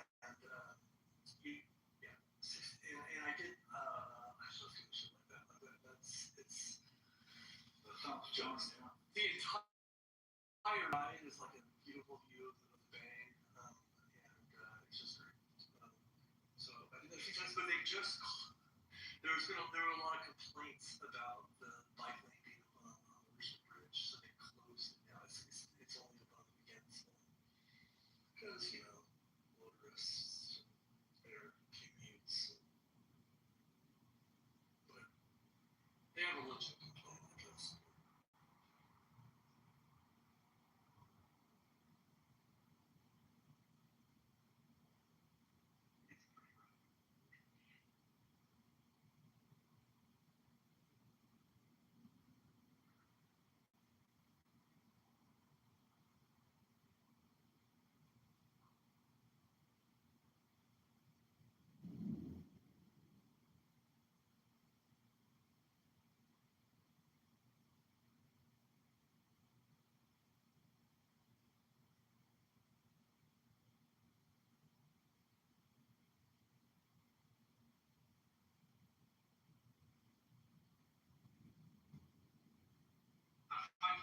In that ride, I'd be wrecked.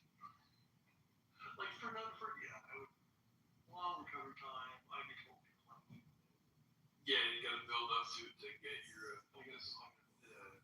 I used to train, 6 hours and work a night shift, and do it all over again the next day. So it becomes like your level of fitness is. If you maintain it, it's not a big deal. But when you let it go, it becomes a big problem. So yeah, my goal is I want to get rid of a lot of the bikes I have in my stable and get a gravel bike and keep my 2.9er single speed.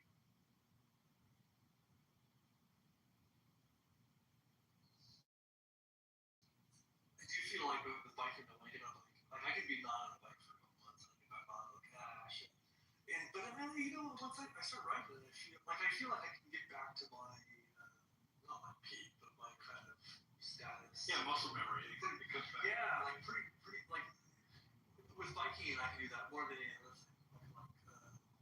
There's a bunch of other stuff I do. Well, swimming too as well. Like I still have my stroke, right? I don't have the fitness, but I got the technique down. It takes me a couple of days in the pool. Yeah, I feel like I need like a month in the pool to get back into one of the swimming laps. But I like swimming. My problem is I get into one thing, and then that's what I do for a couple of months, and then what I really need to be able to do is like go for a swim on a Monday, go for a ride on a Tuesday, go but I get kind of obsessed with so I'm like right now I'm kind of in a road bike. I haven't touched my mountain bike in a couple months. And then I'll get sick of it and I'll pull up my mountain bike and I'll do some mountain biking. And I actually have swum quite a while. But when I get back into swimming, I'll do that for a while. And what I really need to do is do all those things all at once. Just do like swimming once a week and road biking once a week and a mountain bike or whatever it is. But I'm good at that. Life goes on. Not that I can afford it. Not that I can actually have time to do like 4 or 5 things in a week. Maybe that's part of the problem. I can really only get away from 2 times a week.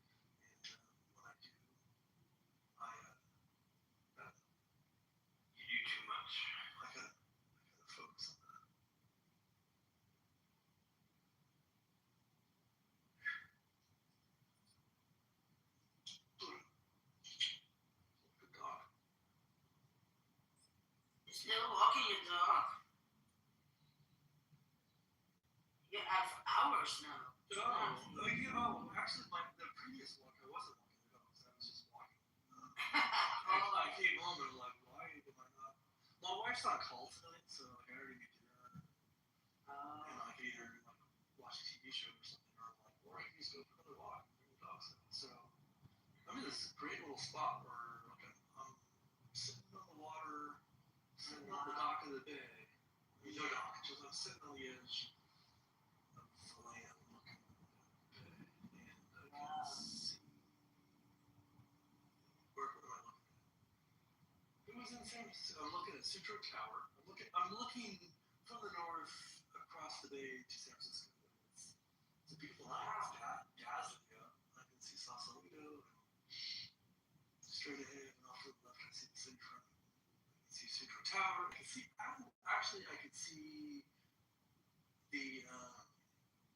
the Golden Bridge Towers just a little bit over the hills. That'd be a good picture. Yeah. Like a nice spot with lights.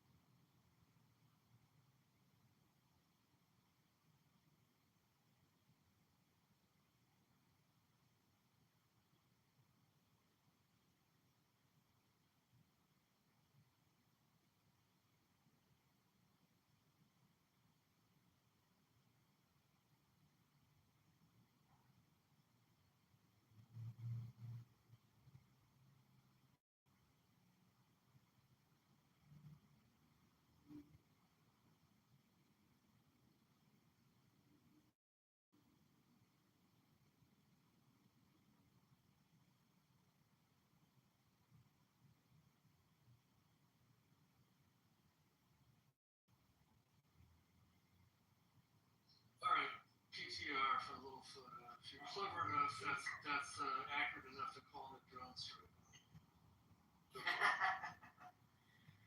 Oh, wow. That's a good pick, dude. Yeah, it's just a few. So was the one before that too, the tree with the city in the background. That's kick ass too. But that one's really cool. Oh, yeah. Oh, you really did great over there. That tree, I love that tree. I call that my broccoli tree. It looks like a big Oh, yeah. And above it is the Orion, I see.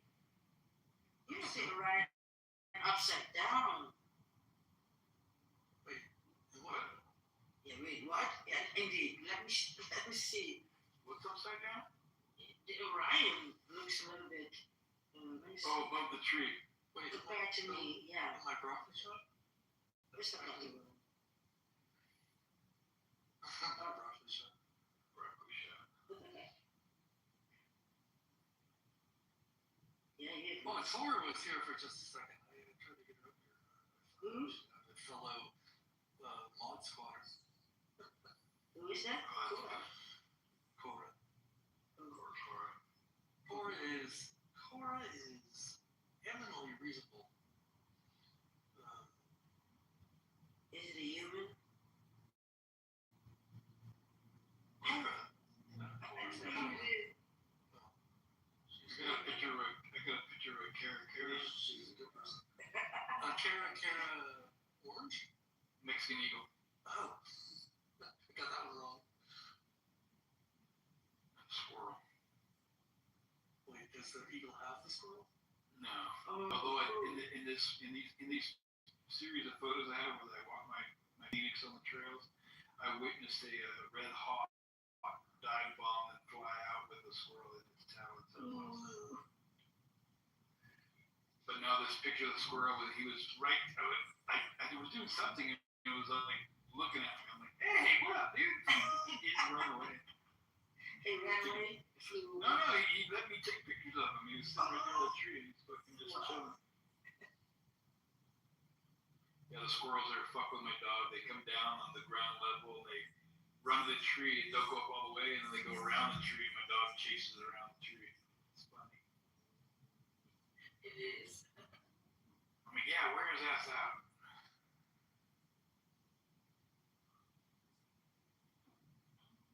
That's our backyard. You can see through the windows from earlier.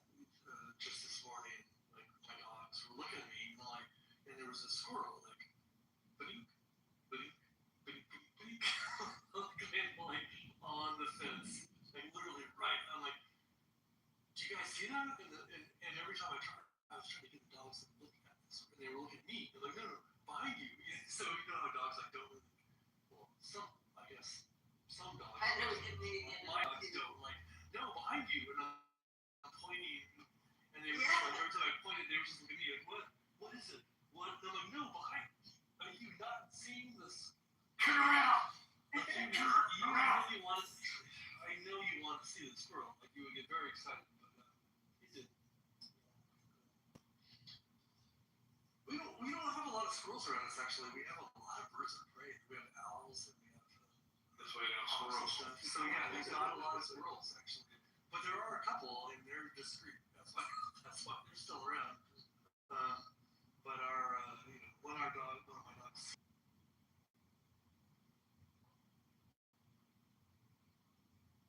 We had squirrels here. Like, I think brother or sister or something chasing each other, playing with each other. It's super nice. But I haven't seen them for 2 years. Yeah, we have an abundance of them here. I can sit in my backyard sipping on coffee and get entertained for hours. Yeah, that's for birds and with food and everything. And then he's just filming them. And he really did great things, natural things. When you see the squirrels, when you see the squirrels, you go like, wow, it's animated or something. But you just catch the moment, that they do something or in a certain position. And No, I like. We had before we lived here, we were in Berkeley, East, and it was really, really green. Would get on that thing, eat the sesame seeds on it. And this squirrel had the most luxurious, glorious coat. It was like shiny, and it was just like beautiful. And it just got to eat like oily seeds all day. It was the happiest thing. And it was big too, bushy tail. It was the healthiest squirrel ever, I think. And it was. I take credit for that personally. It was this wonderful specimen of a squirrel I've never seen anything like before. Shiny. And his belly was like white, and had gray on the side and the stripes on the back. Most squirrels I see are a little raggy, like they kind of have to work for them. But this squirrel was like, it got the full treatment. Raw treatment. It was great. and good food. No, it ate the best stuff constantly. Fought the other squirrel. Kind of an asshole squirrel. Like, didn't know that any other squirrels near that here. But What do you mean? the results were apparent. It's pretty good. And the guy has an Instagram too, I guess. And I don't know how it came out on that. And I thought it was like show pictures, but it was just him making beautiful. So when it's Christmas, he decorates it with like snow pits, and then the squirrels there, and they do things like laying on a back, but it's maybe just 1 second, but you just got the moment, and then it looks so like wow, he's just relaxing the squirrel. Yeah, it's really good.